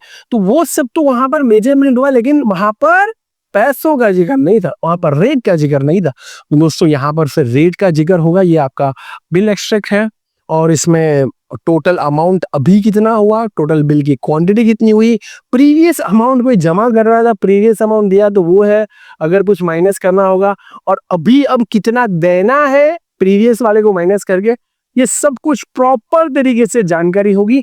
ये आपका फुटर वाला सेक्शन है ना, ये आपका फुटर वाला सेक्शन है। इसमें साइट इंजीनियरिंग की साइट ले सकते हो, बिलिंग इंजीनियर की भाई हाँ मैंने बिल बनाया है, this is sign by me. Project जो आपका पूरा मैनेज कर रहा है, प्रोजेक्ट मैनेजर की साइन नहीं लिखते हो, कॉन्ट्रैक्टर की। अब ये साइन वैसे ही नहीं करेंगे, जनरली ये सारी साइन चेक करने के बाद होगी। सब लोग काम को चेक करें उसके बाद साइन करें। साइन करने का मतलब ये कि आपने अथॉरिटी बताइए, आपने कॉन्फिडेंस बताया कि जो गिवन डिटेल्स है वो सही है, इसको मैं साइन करता हूँ, सिग्नेचर करता हूँ। अब इसमें जो पैसा देना चाहिए वो दे दिया आना चाहिए, क्योंकि हमने चेक करे। तो जितनी भी अथॉरिटीज यहाँ पर आ रही है, साइन करने के पैसे ले रहे हो या जो कुछ भी कर रहे हो, ये जिम्मेदारी वाले काम है। इसलिए साइन करने से पहले चीजों को चेक कर लीजिए, अगर आपके पास बिलिंग वगैरह की चीजें है तो। बिल फॉर्म, अब बिल फॉर्म के अंदर दोस्तों सारी चीजें होगी कि कहाँ से अप्रूव्ड हुआ है, कहाँ से वेरीफाइड हुआ है, बिल चेक भी हो गया है, साइड इंचार्ज कौन सा, वेरीफाइड साइड अकाउंटेंट कौन है, स्टोर इंचार्ज कौन है, किसने बिल बनाया है, ठीक है, एक्सेप्ट हुआ है कि नहीं हुआ, ग्रोस बिल अमाउंट पे कितना टीडीएस कट रहा है, कितना जीएसटी है, सब कुछ दोस्तों यहाँ पर आपका गिवन होगा। ठीक है, सारे GST bill number, account number, PAN card का नंबर, यानी कौन सा अकाउंट में जा रहा है, कौन सा अकाउंट में ट्रांसफर होना चाहिए, कौन सा अकाउंट से सब कुछ, जितनी भी फाइनल डिटेल्स है पैसे के रिलेटेड, बिल के रिलेटेड, वो सब आपको बिल फॉर्म में देखने को मिल जाएगी। चलो, तो ये तो हमारा दोस्तों हो गया आइटम रेट, शेड्यूल रेट। बहुत सिंपल था, सिंगल आइटम के ऊपर फोकस किया, उसमें स्कोप ऑफ वर्क पहले डिसाइड कर लो और कितना रेट है वो डिसाइड कर लो, फिर आप मेजरमेंट शीट बना लो, बिल एब्स्ट्रैक्ट बना लो और बिल फॉर्म बना लो। Second, lump sum and slab rate bill. दोस्तों लम सम यहां पर समझा नहीं है, चलो कोई बात नहीं, मैं समझा देता। आपने ये बोला कि भाई अब ये छोटी छोटी चीजों को क्या गिनना, क्या बोला, अब ये छोटी छोटी सिंगल आइटम को क्या गिनना, पूरे प्रोजेक्ट का ये प्राइस, या पूरा आपने कॉन्ट्रैक्ट लिया कि मैं आपको इंडिविजुअल आइटम का नहीं बल्कि पूरे प्रोजेक्ट का कॉस्ट बोलता हूं। जैसे फॉर एग्जांपल, अगर आपने सर्टेन थोड़ा ठीक ठाक खासा अच्छा बनाना चाहते हो, 1500 रुपए पर स्क्वायर फीट, आपने क्या बोला कि मैं 1500 रुपए पर स्क्वायर फीट लमसम, आपको मैं इसमें घर भी बना दूंगा, आपको मैं अंदर का फिनिशिंग वर्क भी कर दूंगा, वायरिंग भी कर दूंगा, इलेक्ट्रिकल भी कर दूंगा, ये सब के साथ स्ट्रक्चर कंस्ट्रक्शन भी हो जाएगा, डिजाइनिंग भी मैं कर दूंगा, 1500 रुपए पर स्क्वायर फीट लूंगा। आपके पास कितने स्क्वायर फीट है, उसने बोला 800 स्क्वायर फीट है, वो 800 मल्टीप्लाई बाय 1500 कर दो, ये हुआ फीस। अब देखो ये केस में क्या होता है, जनरली कॉन्ट्रैक्टर ऑब्वियस वाले अपना नफा थोड़ी बताएंगे, अपना प्रॉफिट थोड़ी बताएंगे, ठीक है, लेकिन कॉन्ट्रैक्टर यहाँ पर डेफिनेटली प्रॉफिट कमा रहे हैं। वो जो 1500 रुपए भाव बोला है वो कैसे बोला, वो भी ऐसे घर से उठ के आकर तो भाव नहीं बोल लिया, 1500 बोले 1800, उसको पता है कि ऐसे बहुत सारे प्रोजेक्ट मैंने किए हैं तो कितना प्राइस आने वाला, सीमेंट का प्राइस, सैंड का प्राइस, मटेरियल का प्राइस, इन जनरल लेबर कितना लगेगा, कब कब मेरे को पैसे देने पड़ेंगे। तो यहाँ पर दोस्तों लगभग 12 लाख के आसपास हो चुका है ये, 12 लाख में फिर 800 स्क्वायर। कहने का मतलब है कि यहाँ पर सिंगल आइटम वाइज नहीं है बल्कि प्रोजेक्ट बेस्ड कॉस्ट है ना, पूरी प्रोजेक्ट बेस्ड कॉस्ट है। तो ये आपका lump sum and slab rate bill के अंदर आ जाएगा। इसके अंदर सबसे इंपॉर्टेंट ध्यान में ये बात रहे कि भले ही ये प्रोजेक्ट बेस्ड कॉस्ट है, लेकिन डिटेल स्पेसिफिकेशन होना जरूरी है कि भाई इसमें कौन सी चीजें इंक्लूडेड है। भले प्रोजेक्ट कॉस्ट देने के लिए तैयार है भाई, चलो 800 स्क्वायर फीट 1500 के हिसाब से 12 लाख रुपए देने के लिए तैयार है, लेकिन ये 12 लाख रुपए में कहाँ कितना खर्च हो सकता है, कितना मिलिंग हो सकता है, ये दोस्तों आपको डिटेल स्पेसिफिकेशन के माध्यम से पता चलेगा। Detail BOQ, bill of quantities, इसमें भी दोस्तों BOQ प्रिपेयर करना पड़ेगा, मेजरमेंट करना पड़ेगा। और क्योंकि इसमें ऐसा नहीं है कि भाई दीवार बना ली तो पैसे दो, कॉलम बना ली तो पैसे दो, नहीं, इसमें पेमेंट के स्टेजेस है कि भाई मान ले कि 12 लाख रुपए अब उसको देने हैं, तो 4 स्टेजेस रेडी हुए, तो 12 डिवाइड बाय 4 करेंगे तो 3 लाख रुपए हो जाएंगे। तो 3 लाख रुपए आप कितना परसेंटेज प्रोजेक्ट कंप्लीट होगा तब दोगे, फिर 3 लाख रुपए और दोगे, मतलब क्लाइंट देगा ऑब्वियस बात है कॉन्ट्रैक्टर को। 3 लाख रुपए कब दोगे, जब मान लेते कि 50% यानी टोटल 6 लाख रुपए हो गए, 50% कंप्लीट है। फिर मान लेते कि उससे कुछ इलेक्ट्रिकल का या कुछ अंदर का वायरिंग वगैरह का काम करा, SUAC का काम करा और 3 लाख रुपए। फिर फाइनल हिसाब ही देते समय पर फाइनल टाइम पर 3 लाख रुपए और रिलीज कर दिए, तो टोटल अमाउंट हो गया हमारा 3-3 लाख करके, ठीक है, 12 लाख रुपए। तो इस तरीके से स्टेजेस ऑफ पेमेंट को डिसाइड करना पड़ेगा, स्टेजेस ऑफ पेमेंट को डिवाइड करना पड़ेगा। उसके बाद दोस्तों बिल फॉर्म, जैसा कि इससे पहले भी था वैसा ही बिल फॉर्म यहाँ पर भी जरूरी होगा, क्योंकि पैसों की बात है तो मल्टीपल चेक्स भी होने चाहिए और बहुत क्लियरिटी के साथ सारी डिटेल्स मेंशन होनी चाहिए जो कि बिल फॉर्म के अंदर होती है। तो लमसम दोस्तों आप समझ चुके होंगे। यहाँ पर दोस्तों लमसम करने के लिए, यहाँ पर लमसम करने के लिए हमें बहुत सारी चीजों की रिक्वायरमेंट होगी, ठीक है। लमसम करने के लिए कहाँ गई भाई हमारी फाइल, चलो कोई बात नहीं, मैं ओपन कर लेता हूँ। हाँ, तो लमसम करने के लिए भी आपके पास एस्टिमेशन होना चाहिए, बिल ऑफ क्वांटिटीज होना चाहिए, किसी को नहीं दिख रहा उनके लिए। यहाँ पर आप देख सकते हो कौन सी अर्थ वर्क है, नंबर कितनी है भाई, 12 फुटिंग है, लंबाई क्या है, चौड़ाई क्या है, पूरी क्वांटिटी निकालेंगे। पीसीसी वर्क करना है और कोई काम करना है, कॉलम का काम करना है, प्लिंथ का काम करना है, प्रॉपर तरीके से पूरा का पूरा दोस्तों कॉस्टिंग निकलेगा। उसके बाद कहानी आगे बढ़ेंगी। ये सारी इमेजेस भी आपको मिल जाएंगी, गूगल के ऊपर भी अवेलेबल है, गूगल से ही बहुत सारी चीजें ली है ताकि आसानी से फटाफट से चीजें हो जाए, और ये आपको हमारी डिजिटल नोट्स के अंदर भी मिल जाएंगी। और आप अगर साइट पर काम करो तो आपके पास ये सारे के सारे फॉर्मेट होंगे, कॉन्ट्रैक्टर का नाम क्या है, वर्किंग साइट क्या है सारी चीजें।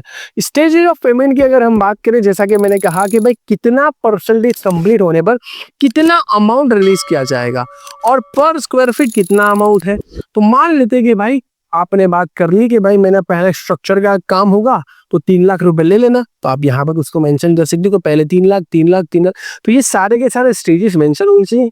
कॉन्ट्रैक्ट बनता है, कोई डॉक्यूमेंट बनता है, तो उसमें भी बहुत क्लियर अंदाज में ये सारी बातें, ये सारी चीजें लिखी हुई होनी चाहिए कि हम ये कॉन्ट्रैक्ट आइटम रेट के ऊपर नहीं कर रहे, लमसम के ऊपर कर रहे, ठीक है। लमसम पूरा प्रोजेक्ट करवाना है, पूरे प्रोजेक्ट करवाना है, ठीक है। तो इस तरीके से दोस्तों आप आइटम रेट और लमसम के बीच का डिफरेंस समझ चुके होंगे।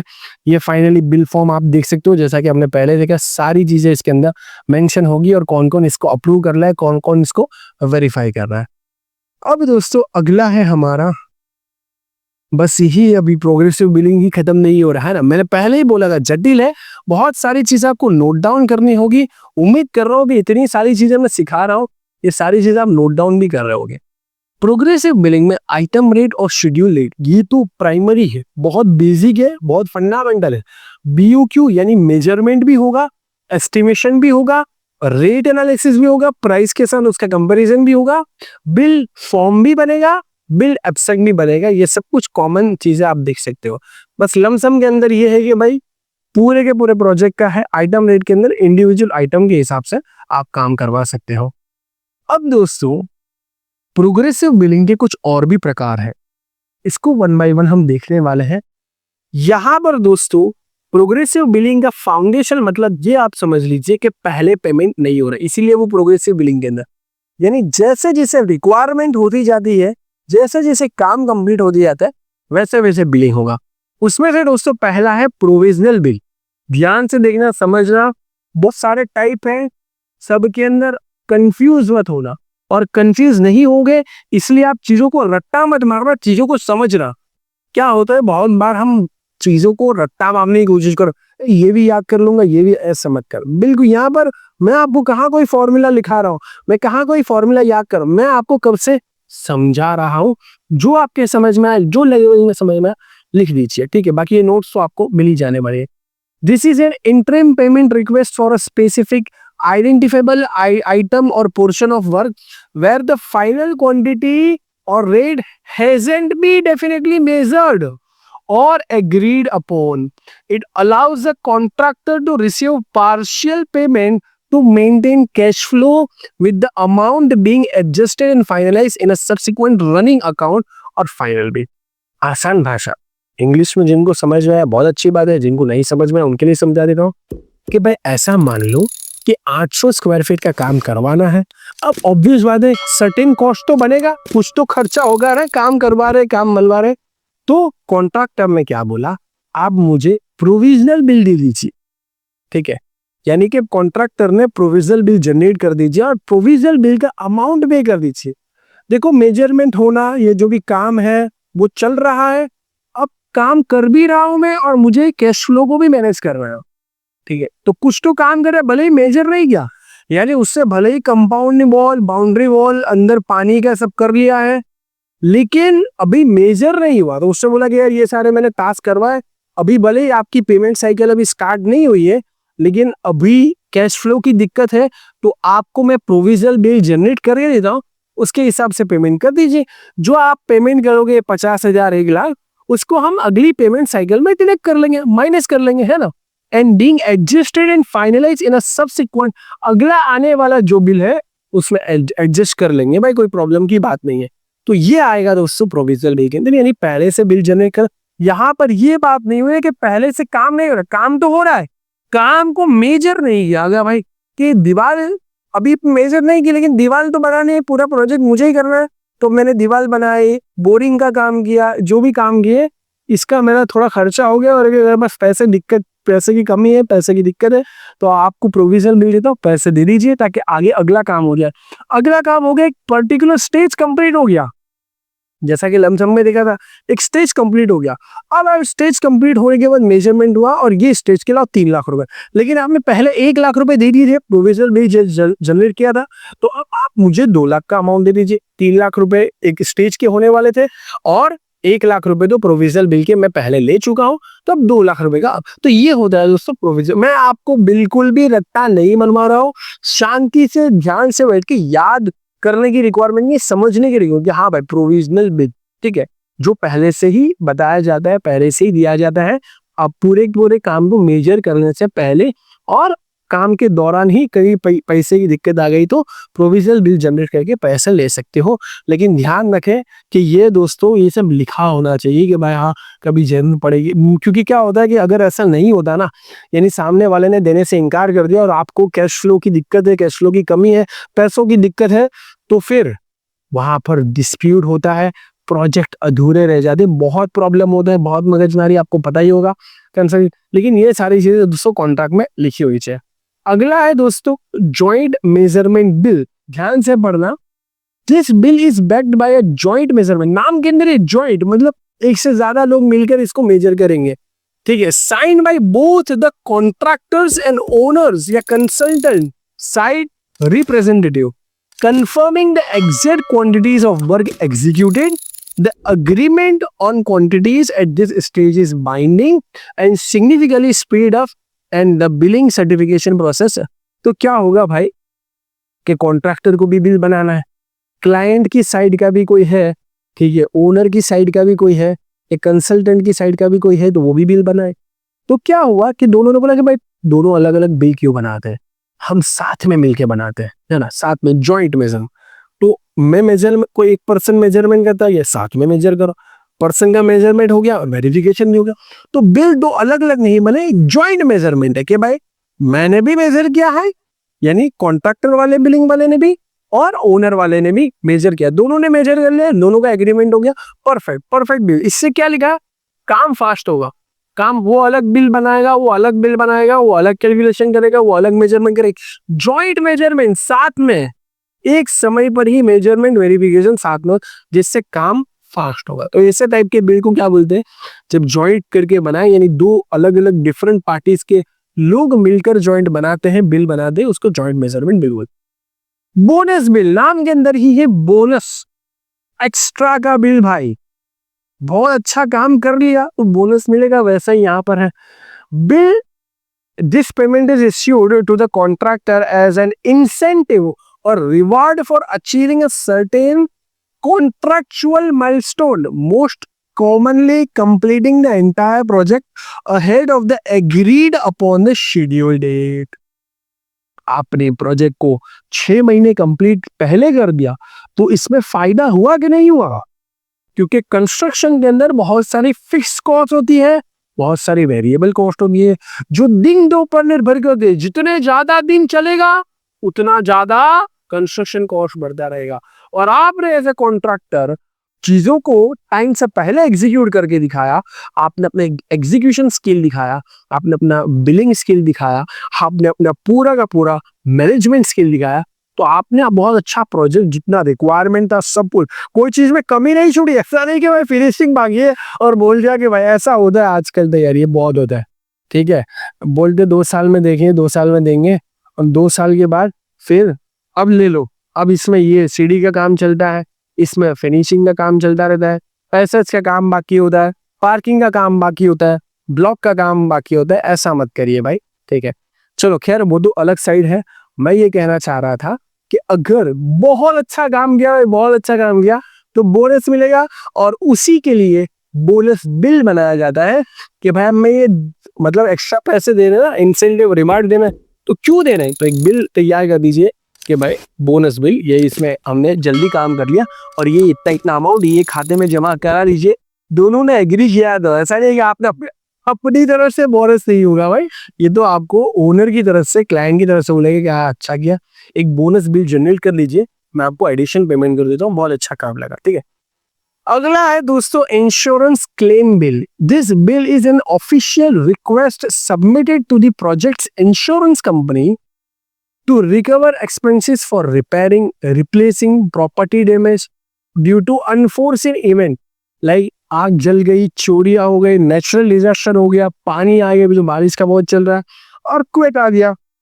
It details the cost of remediation backed by surveyor reports, repair invoice and photograph to the substantial loss। कहने का मतलब ये है आसान भाषा में, इंश्योरेंस है ना, बहुत सारे लाइफ इंश्योरेंस भी आते हैं, है ना, कार इंश्योरेंस भी आता है, बाइक इंश्योरेंस भी आता है, गाड़ियों का व्हीकल का इंश्योरेंस भी आता है, तो वैसा दोस्तों साइड का भी इंश्योरेंस होता है। तो ये इंश्योरेंस क्लेम करने के लिए आपको इंश्योरेंस क्लेम बिल देना पड़ेगा। लेकिन दोस्तों ये मैंने इंटेंशनली सारी चीजें रखी है ताकि आप कोई चीज मिस ना हो जाए, मेरे से भी, क्योंकि बहुत सारी चीजें हो सकता है मेरे से भी कोई चीज नहीं। तो यहाँ पर ये जो चीज है ना बहुत ज्यादा इंपॉर्टेंट है, फोटोग्राफ होने चाहिए। भाई क्या प्रॉब्लम है, आग लगी तो बताओ, आग लगने के बाद कैसी है साइट, अगर साइट इंश्योरेंस पे है तो तभी तो इंश्योरेंस क्लेम करोगे। या फिर पानी आ गया, फोटोग्राफ में बताओ, उसको वीडियोग्राफी करो, फोटोग्राफी करो, और फिर ये सब करने के बाद एक प्रिपेयर करो, सर्वेयर का रिपोर्ट बनेगा, ठीक है, बैक्ड बाय सर्वेयर रिपोर्ट। आप अपने हिसाब से नहीं बोल सकते कि मेरा 1 करोड़ का नुकसान हो गया मेरे को दे दो, नहीं नहीं, ये सर्वेयर डिसाइड करेगा, यानी थर्ड पार्टी, वो देखेंगे, समझेंगे, अपने बंदों को लगाएंगे, आपके बिल को देखेंगे कि आपका जो इंश्योरेंस बिल का अमाउंट है सही है कि नहीं, तब जाके आपका इंश्योरेंस क्लेम होगा।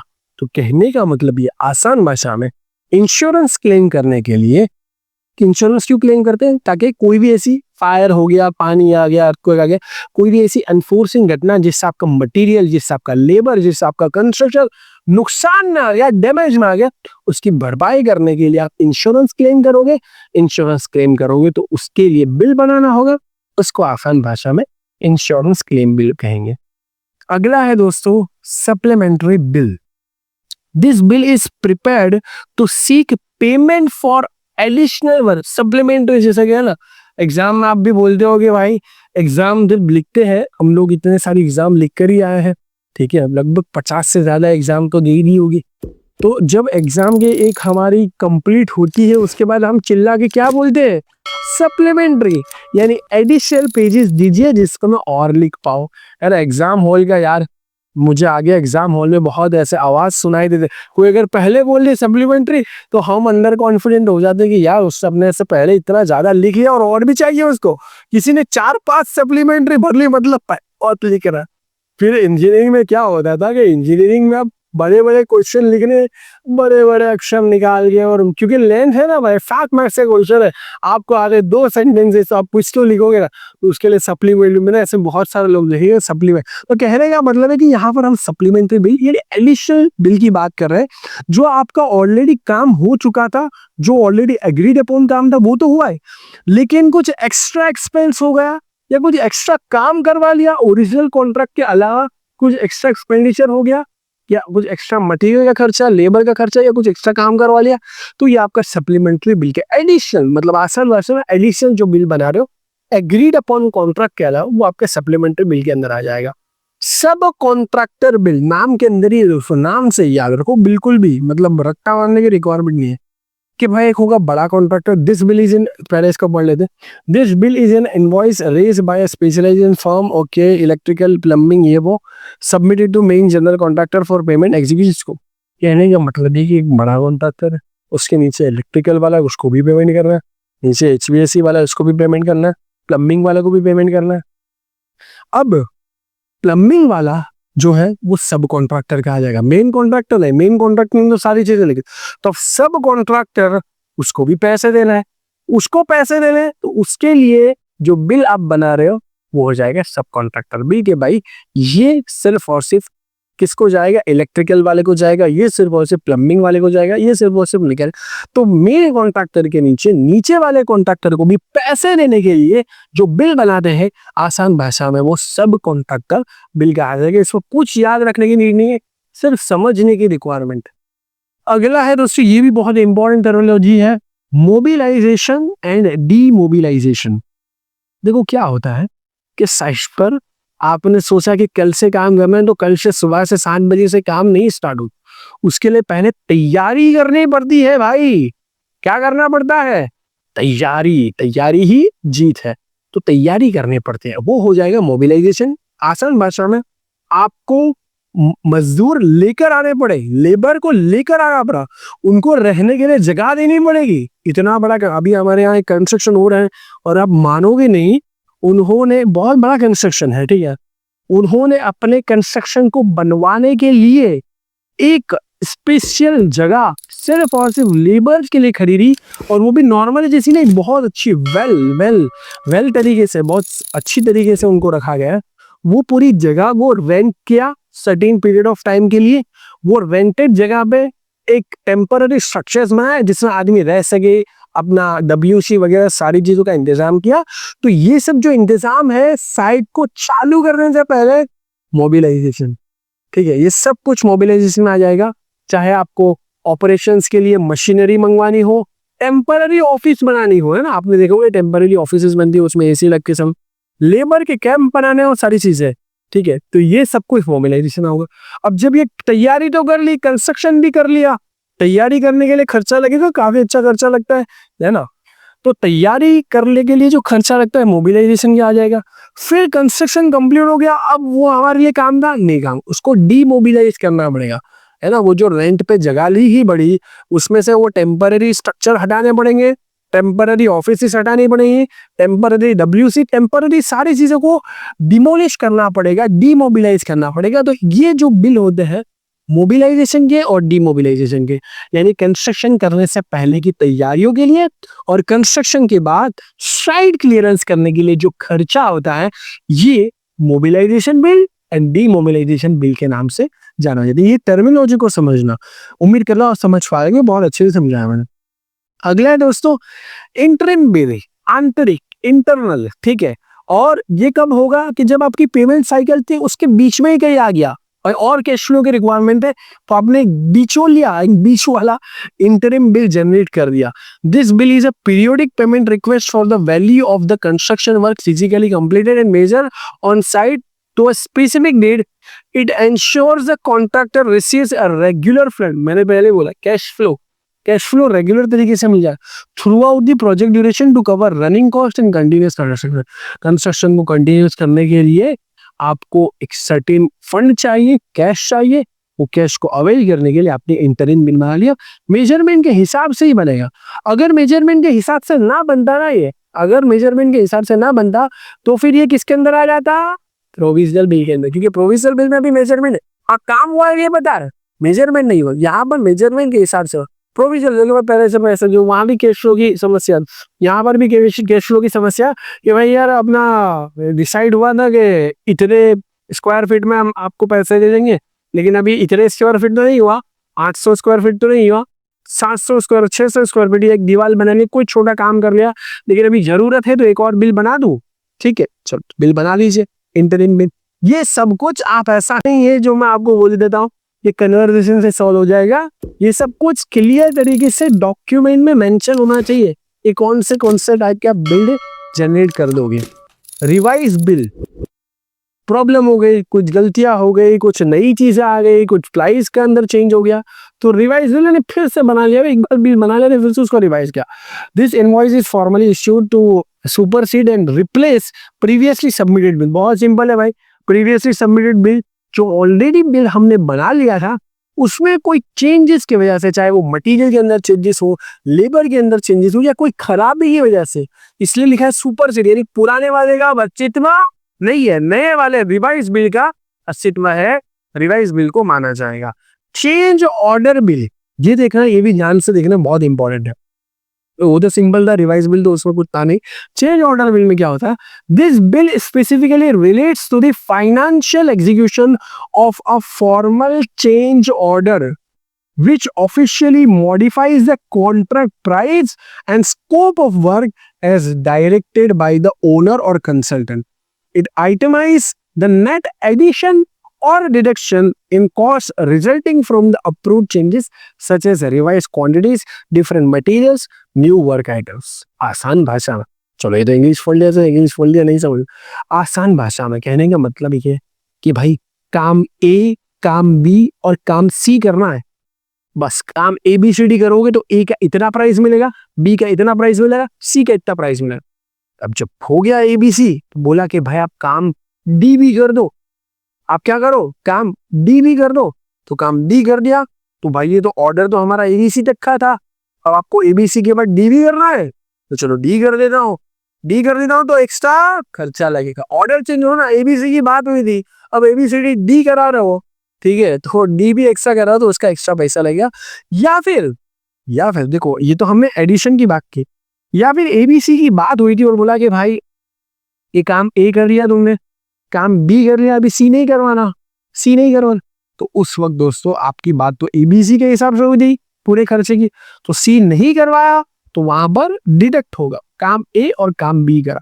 तो जो ऑर्डर के अंदर वर्क, स्कोप ऑफ वर्क के अंदर चेंज आता है, या कोई भी ऐसी चीज के अंदर चेंज आता है जो ओरिजिनल कॉन्ट्रैक्ट के ऑर्डर के अलावा हो, चाहे वो एडिशन भी हो सकता है, डिडक्शन भी हो सकता है, वो चेंज ऑर्डर बिल में आ जाएगी।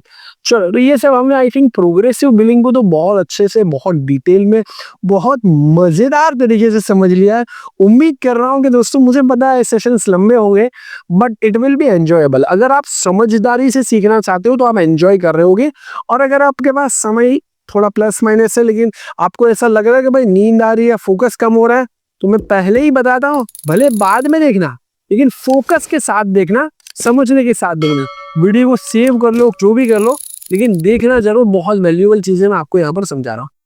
अगला है दोस्तों एडवांस बिल। अब एडवांस बिल में मुझे कुछ ज्यादा समझाने की रिक्वायरमेंट नहीं है, सबको सब कुछ पता ही होगा। ऑलरेडी मैं इसके बारे में शुरुआत में एक्सप्लेन कर चुका हूँ कि एडवांस बिल, चाहे वो मटेरियल एडवांस हो, कोई मटेरियल पहले से आपको मंगवाना है कि भाई सीमेंट पहले मंगवा लेते हैं, उसमें इतना खर्चा होने वाला है, काम तो चालू करना है, ऐसा है नहीं, तो पहले अपने एडवांस या मटेरियल के नाम पर या इक्विपमेंट या प्लांट डालना है, कंक्रीट का प्लांट डालना है, आरएनसी का प्लांट डालना है, बड़ा प्रोजेक्ट है भाई, पहले एडवांस है तो प्लान डाल देता हूँ मैं, ठीक है। या फिर लेबर का एडवांस है, या मोबिलाइजेशन का एडवांस है, टेम्पररी स्ट्रक्चर बना रहे, अभी तो काम मेल स्ट्रक्चर तो नहीं चालू हुआ, लेकिन टेम्पररी स्ट्रक्चर यानी मोबिलाइजेशन का काम करवाना है, उसके लिए भी आप एडवांस ले सकते हो, कोई गलत बात नहीं है। लेकिन ऐसे कोई डॉक्यूमेंट में लिखा होना चाहिए तो एडवांस क्या डिमांड का, यहाँ मैं एडवांस से स्टार्ट करके ये टाइप का एडवांस में ले सकता हूँ। लेबर एडवांस, सिक्योरिटी, कभी सिक्योरिटी होगी, यानी सिक्योरिटी की भी कुछ आपको कहीं पर पैसे देने होंगे, तो आप वो सिक्योरिटी के पैसे अपने क्लाइंट से मांग सकते हो, अपने ओनर से मांग सकते हो, और ये एक तरीके से सिक्योरिटी का एडवांस भी आप ले सकते हो। तो ये अलग अलग टाइप के एडवांस बिल है, इसमें कोई नई बात नहीं है। देखिए, सबसे इंपॉर्टेंट बात जो मुझे दिखी है बिलिंग के अंदर, वो आपको एक तो रिकॉन्सिलेशन बिलिंग, और ऊपर वाले तो आपने सीखी है इजी से, आसानी से। एस्केलेशन बहुत जबरदस्त चीज है दोस्तों, बहुत जबरदस्त चीज है, ध्यान से देखना। Types of escalation billing, price escalation, fluctuation billing and cost plus bill. मजेदार कॉन्सेप्ट है, ध्यान से देखना, फोकस के साथ देखना।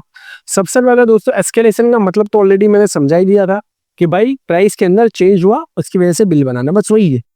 This bill is submitted periodically to claim payment for the increase in the cost of material, labor and fuel based on a predefined formula, बहुत important है, predefined formula link to government indices. Example है, internet पर है, बहुत सारे लोगों को नहीं पता होगा। Wholesale price index, labour index, मैं यहाँ पर ओपन करके बताऊंगा। It ensures the contractor is compensated for unavoidable market price, this is beyond the control of both parties. Owner के कंट्रोल में भी नहीं है ना, क्लाइंट के कंट्रोल में भी नहीं है, कॉन्ट्रैक्टर के कंट्रोल में भी नहीं है, ठीक है। As specified in the escalation clause of the contract. तो कॉन्ट्रैक्ट यही है, मैं बहुत बार इस पे जोड़ देता हूँ कि भाई ये सब कुछ तब है जब कॉन्ट्रैक्ट के अंदर एस्केलेशन का क्लॉज हो गया, प्राइस के अंदर वेरिएशंस होता है। तो कौन से रेफरेंसेस को मानेंगे? मंथली जो बिल हुआ है, ये बिल मंथली हमारे स्टैंडर्ड प्राइसिंग के हिसाब से हुआ है कि नहीं हुआ। सीमेंट का प्राइस चेंज हो गया, स्टील का प्राइस चेंज हो गया, तो वो जो चेंज हुआ है उसकी वजह से बिल बनाना पड़ेगा प्राइस एस्केलेशन। इस बात को ध्यान रखें। तो ये जो बिल बना रहे हो, जो ऑलरेडी डिसाइडेड था प्राइस में, वो प्राइस अब नहीं रही, वो किसी के कंट्रोल में नहीं है, प्राइस चेंज हो गई, बढ़ गई, ये सब कुछ प्राइस एस्केलेशन के अंदर आएगा। इसी तरीके से अगला है फ्लक्चुएशन बिल। इसी के अंदर भी सेम चीज है, इसमें प्राइस घट भी सकती है, बढ़ भी सकती है। आसान भाषा में अगर प्राइस फ्लक्चुएट हुई, जो बिल बना रहे हो, इसको हम फ्लक्चुएशन बिल बोलेंगे। This bill is submitted to claim compensation for the unforeseen rise और फॉल। राइज भी इसमें फ्लक्चुएट हुआ, फ्लक्चुएट मतलब ऊपर नीचे होना, in the cost of material, labour, fuel या कोई भी चीज में लॉन्ग टर्म में। तो पेमेंट का कैलकुलेशन कॉन्ट्रैक्चुअल फॉर्मूला जो दिया गया है नेशनल इंडाइसिस के हिसाब से, ऐसा नहीं होता कि भाई आप अपने मन के हिसाब से एनालिसिस, नहीं चलेगा। आप अपने मन के हिसाब से कंपैरिजन नहीं कर सकते। गवर्नमेंट बॉडी इससे इंक्लूडेड है। गवर्नमेंट बॉडी ने जो होलसेल प्राइस इंडेक्स बनाया है उसके हिसाब से आप कंपेयर करोगे। बाकी आप बोलोगे मैं तो रिटेल प्राइस में महंगा लेके आया, अब मेरे को ज्यादा बिल दो, नहीं होगा। जो गवर्नमेंट इंडाइसिस है उसके हिसाब से, और गवर्नमेंट का फॉर्मूला, इसको बोलते हैं प्राइस एस्केलेशन फॉर्मूला। बहुत जबरदस्त चीज है। फिर कभी मौका मिला तो डेफिनेटली मैं आपको बहुत अच्छे से इसको समझाऊंगा। तो यहाँ पर दोस्तों इसके हिसाब से हमें बिल बनाना होगा अगर कुछ भी फ्लक्चुएट होता है तो। अगला है दोस्तों कॉस्ट प्लस बिल। ये कौन से पार्ट देख रहे हैं? अगर हम ये तीनों बात करें तो दोस्तों प्रोग्रेसिव बिलिंग कंप्लीट होने के बाद ये सारे के सीधी हम देख रहे हैं एस्केलेशन बिल के अंदर।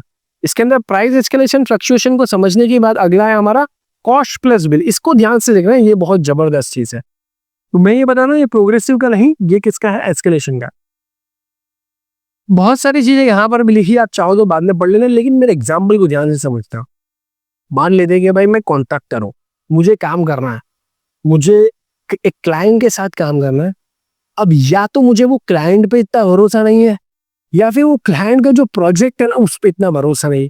भरोसा नहीं होने का मतलब ये है कि भाई मैं यार मुनाफा कमा पाऊंगा कि नहीं कमा पाऊंगा। हाँ, जनरली क्या होता है, जनरली ये होता है कि भाई कॉन्ट्रैक्टर अपना मुनाफा रख के ही उसको प्राइस बोलता है। बताना नहीं, अपना मुनाफा नहीं बताएगा, अपना प्रॉफिट नहीं बताएगा। तो अपने मुनाफे को, अपने प्रॉफिट को ध्यान में रखते हुए ही, अपने मुनाफे को, अपने प्रॉफिट को ध्यान में रखते हुए जनरल हमारी बात होती है। लेकिन वो कब है? जब कॉन्ट्रैक्टर को कॉन्फिडेंस हुआ कि अगर मैंने इसको ये प्राइस में डिलीवर किया ना तो मुझे इतने पैसे मिलेंगे, मुझे 15% पैसे मिलेंगे, मुझे 20% पैसे मिलेंगे, ठीक है। तो वहां पर या उसके पास रेंज हो जाएगी 15 से 20% मुझे पैसे मिलेगी, कैसी भी कंडीशन आ जाए। वहां पर कॉन्ट्रैक्टर अपने कॉन्फिडेंस से प्रोजेक्ट करवाता है। जो भी बिलिंग होती है वो बिलिंग लेता है, ऐसा नहीं कि खुद का ही सारा पैसा डाल दे। जो बिलिंग होती है वो बिलिंग करवाता है, लेकिन उसको फाइनल जो उससे प्राइस बोला है सामने वाले को डिलीवरी का, प्रोजेक्ट कॉस्ट बोला है, उसमें बहुत ज्यादा कॉन्फिडेंस होता है। लेकिन कुछ ऐसी कंडीशन हो गई, मैं कॉन्ट्रैक्टर हूँ, अब मुझे या तो ये पार्टी जो ओनर है, जो क्लाइंट है, उस पर कॉन्फिडेंस कम है, या उसके प्रोजेक्ट में कॉन्फिडेंस कम है, तो मैं क्या बोलूंगा, यार मैं अपना पैसा लूज तो नहीं करना चाहता, तो मैं लूज नहीं करना चाहता, लेकिन काम भी करना है, फिर काम भी करना है, पैसा भी लूज नहीं करना। तो मैंने क्या बोला कि भाई अपने ट्रांसपेरेंट रहते हैं। कैसे ट्रांसपेरेंट रहते हैं कि भाई 100 रुपए का खर्चा होगा तो तुम मुझे 110 रुपए दे देना। बहुत क्लियर। अगर 100 रुपए का खर्चा हो रहा है तो तुम मुझे कॉस्ट प्लस, आपको समझाने की कोशिश कर रहा हूँ, ये सब वर्डिंग को याद रखने में आपको समझाने, कॉस्ट प्लस जो कॉस्ट हो रहा है 100 रुपए का, उसमें प्लस करके बोल रहा है मेरे को 110 रुपए दे देना, आपका 200 रुपए खर्चा हो रहा है 220 रुपए दे देना, हर 100 रुपए पे एग्जाम्पल के लिए समझा रहा हूँ, हर 100 रुपए पे 10 रुपए ज्यादा दे देना। क्यों ये 10 रुपए ज्यादा? क्योंकि 10 रुपए मैं काम कर रहा हूँ, मेहनत कर रहा हूँ, मेरी भी टीम है, उसका खर्चा है, मेरी सर्विसेज जो है उसका, और 100 रुपए तो एक्चुअल लगाइए। यानी ट्रांसपेरेंट हिसाब किताब एकदम क्लियर कर लिया कि भाई मुझे 10, यानी इसका मतलब ये हुआ 100 रुपए में 10 रुपए, 10% मैं ये प्रोजेक्ट के अंदर मार्जिन रखूंगा, ये तय है। अब प्रोजेक्ट का कॉस्ट 1000 करोड़ हो ना तो भी मुझे टेंशन नहीं है। क्यों? क्योंकि मेरा तो 10% फिक्स है। प्रोजेक्ट का कॉस्ट 10 लाख रुपए हो तो भी टेंशन नहीं है, मेरा तो 10% फिक्स है।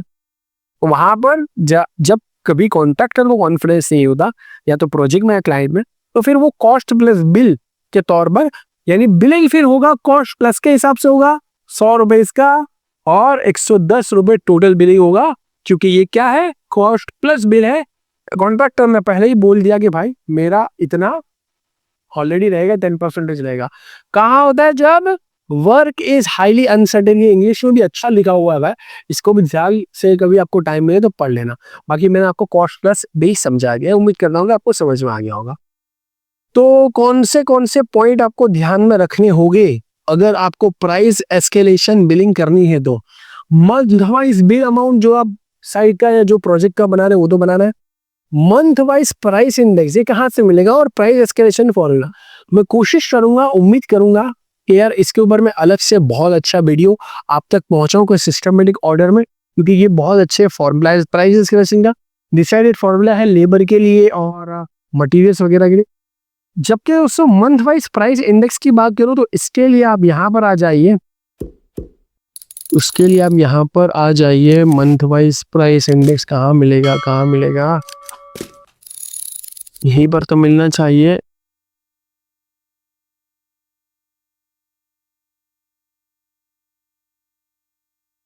चलो कोई बात नहीं, मैं अभी सर्च कर लेता हूँ, ठीक है। मंथ वाइज प्राइस इंडेक्स मैंने सर्च कर लिया गूगल पे। हाँ, यहां पर आपको दिख रहा होगा ऑफिस ऑफ इकोनॉमिक एडवाइजर। क्या लिख रहा है? Office of economic adviser. इसमें क्या लिखा है? Wholesale price index. ठीक है, इसकी वेबसाइट को विजिट करनी है। वहां पर हर एक चीज के जो भी गवर्नमेंट के अंदर चीजें आ रही है और जो रेगुलेट की जा सकती है, और हमारे कंस्ट्रक्शन की चीजें भी रेगुलेट की जा सकती है, वो सब चीज की प्राइस लिस्टिंग बहुत अच्छे से कर दी गई है। उसके अंदर प्राइस फ्लक्चुएशन कितना कितना आ रहा है वो भी आप सर्च कर सकते हो। इसके लिए आपको होलसेल प्राइस इंडेक्स यानी ऑफिस ऑफ इकोनॉमिक एडवाइजर की वेबसाइट विजिट करनी होगी। वहां पर फॉर्मूलाज के बारे में भी गिवन है, वहां पर आपको बाकी सारी चीजों के बारे में भी गिवन है, और एक वेट होगा उसका भी फॉर्मूला के अंदर इस्तेमाल होता है। तो ये सारी चीजें आपको दोस्तों फाइंड आउट करनी पड़ेगी। साथ में दोस्तों मंथ वाइज बिल है, जो प्राइस इंडेक्स है उससे कंपेयर में अगर प्राइस के अंदर वेरिएशन आता है, फ्लक्चुएशन आता है, तो आप प्राइस एस्केलेशन फॉर्मूला का इस्तेमाल करके अपना एडिशनल प्राइस एस्केलेशन बिल ले सकते हो। जो आपको एक्स्ट्रा मिले या कुछ घट रहा है तो भाई घटौती वाला भी बिल आपको मिलेगा। तो ये तो दोस्तों प्राइस एस्केलेशन के बारे में। अगला है दोस्तों प्राइस रिकॉन्सिलेशन बिल। मैंने रिकॉन्सिलेशन बिल के बारे में समझा दिया है, पहले ही समझा दिया है ना। जस्ट आप यही वीडियो के अंदर समझा दिया, बहुत अच्छे समझा दिया, आसान भाषा है। फिर से एक बार बोल दूं, रिकॉन्सिलेशन का मतलब क्या है दोस्तों? चेक करना कि भाई आप अगर मुझसे 500 रुपए का बिल मांग रहे हो तो 500 रुपए का मटेरियल डिलीवर हुआ है, इस्तेमाल हुआ है, पड़ा हुआ है, सड़ा हुआ है, वेस्ट हुआ है, क्या है भाई, क्लियर पता होना चाहिए। उसके बाद वेरिफिकेशन करने के बाद बिल जो जनरेट आपने बना दिया, मेजरमेंट करने के बाद उसको बोलेंगे रिकॉन्सिलेशन बिल। इसके अंदर दोस्तों क्वांटिटी ऑफ यूज मटेरियल, जो मटेरियल के अंदर इस्तेमाल है वो भी बिल के अंदर होनी चाहिए। रिकॉन्सिलेशन का पूरा रिपोर्ट होता है, मैं यहाँ पर खोल के बताऊंगा, और रिकॉन्सिलेशन का फाइनल बिल होता है, ठीक है, जैसे कि बाकी के बिल होते हैं वैसे। क्या क्या चीजें होती है देखो, यहाँ पर एक एग्जाम्पल के तौर पर है सेंड, तो उसका यूनिट क्या है, उसका रेशियो क्या है, उसकी क्वांटिटी कितनी है, कितना क्यूबिक मीटर है, एग्रीगेट कितना है, इसमें 20 mm वाला, 40 mm वाला कितना है, सीमेंट के बैग कितने हैं, स्टील के बैग कितने हैं, ब्रिक कितने हैं, हाँ, किलोग्राम में कितना लग रहा है, बाइंडिंग वायर किलोग्राम में, नेल शटरिंग, सब कुछ बहुत डिटेल में। ये इसके लिए रिकॉन्सिलेशन के लिए भाई पहले आपके पास होना चाहिए ना कि कितना मटेरियल इस्तेमाल हुआ है, यूज वाला बहुत इंपॉर्टेंट है। देखो जरूरी नहीं कि जितना भी डिलीवर हुआ सारा का सारा इस्तेमाल हो जाए, नहीं, कुछ इस्तेमाल हो सकता है, कुछ पड़ा हुआ रह सकता है, कुछ वेस्टेज हो सकता है, कुछ चोरी नहीं हो सकता है। अल्टीमेटली चोरी पकड़ने के लिए हमें रिकॉन्सिलेशन का सहारा लेना पड़ता है। तो ये सब कुछ प्रॉपर तरीके से क्या हो गया, मटेरियल यूज क्वांटिटी बहुत अच्छे से रिपोर्ट के मोड में आ गई। किसी को नहीं दिख रहा होगा, वाइट है तो अब दिख रहा है दोस्तों, अब दिख रहा है। मैं थोड़ा साइड पर भी हट जाता हूँ, शांति से आपको सारी चीजें दिख रही होगी यहाँ पर। तो मटेरियल जो जो इस्तेमाल हुआ है वो, उसके बाद दोस्तों रिकॉन्सिलेशन रिपोर्ट या रिकॉर्ड बोल दो, उसमें आपको दिखेगा कि कितनी क्वांटिटी रिसीव हुई है, कौन सा मटेरियल है, उसका यूनिट क्या है, कितने क्वांटिटी इस्तेमाल हुई है रिसीव होने के बाद, और रिसीव होने और इस्तेमाल होने के बीच का अंतर क्या है, डिफरेंस क्या है, कितनी चीजें ऑलरेडी रखी हुई है, यानी अभी संभाल के रखी है, अभी इस्तेमाल हो गया, हमें कितनी प्रोग्रेस के अंदर। जो आप रिपोर्ट बना रहे हो या जो आप बिल दे रहे हैं, उसका पेमेंट जो है वो पहले का है और रिपोर्ट आप बाद में ले रहे हो। तो कुछ चीजें इस्तेमाल के अंदर हो गई, प्रोग्रेस के अंदर हो। तो कौन कौन सी चीजें प्रोग्रेस के अंदर है, कितना वेस्टेज है क्वांटिटी यूनिट के अंदर, परसेंटेज के अंदर वेस्टेज, और फिर अगर कुछ रिमार्क वगैरह है तो वो भी लिख सकते हो। मतलब रिकॉन्सिलेशन रिपोर्ट, रिकॉन्सिलेशन रिकॉर्ड बहुत जबरदस्त चीज है कि नहीं, आप मुझे बताओ। जबरदस्त चीज है।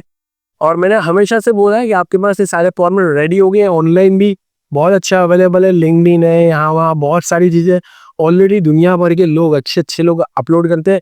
हम लोग भी बहुत सारा अपलोड करते हैं, वहां से भी आप देख सकते हो, ठीक है।